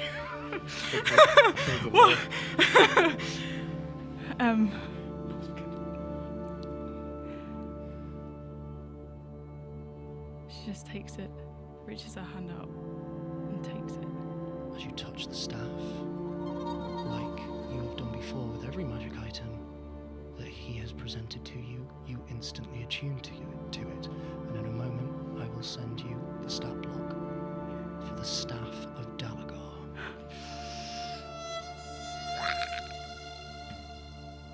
As she takes it, she'll just say, "Let's fucking make them pay." It is only after you say this that he dares move. He raises a head, stands up, and pay they shall. The vision does not end here, if you do not want it to. You may, if you choose, spend the evening with him. And you can disclose as little or as much information as you wish. Jesus Christ.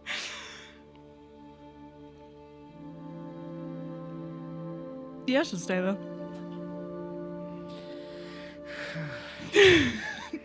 I will not ask you to describe the details, but you have a positive and exhilarating experience. Yep. And after your night is done, you wake. You are in your room, in your bed. You look around. Everything about your possessions has changed, except resting by the nightstand is a 6-foot staff. And that is where we are going to end tonight's session. Surprise! Not so about Cassie anymore, is she? Yeah, screw Cassie. I got a cool staff. God. I don't know what to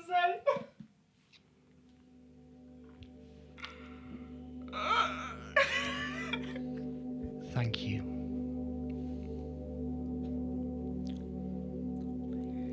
To Sigismund, for some absolutely beautifully calm and earnest and honest roleplay of Sigismund. Thank you to Sadie for some trusting and eternally loving and caring roleplay from Sadie. Idiot. Thank you to Cricket and Willow for some of the cutest, adorable, and gorgeous interactions that I have ever seen. Sensational. And thank you to my co-conspirator, Kendall. We kept that secret for so long. This roll credits is about to be lengthy. There was so much tea. As per usual, thank you to you at home for watching. Please join us again next time, where the players keep grappling with whether they can trust Antonia Winterthorn. Until then, adventurers, keep on keeping on. Peace and love. Good night. Blah, blah, blah.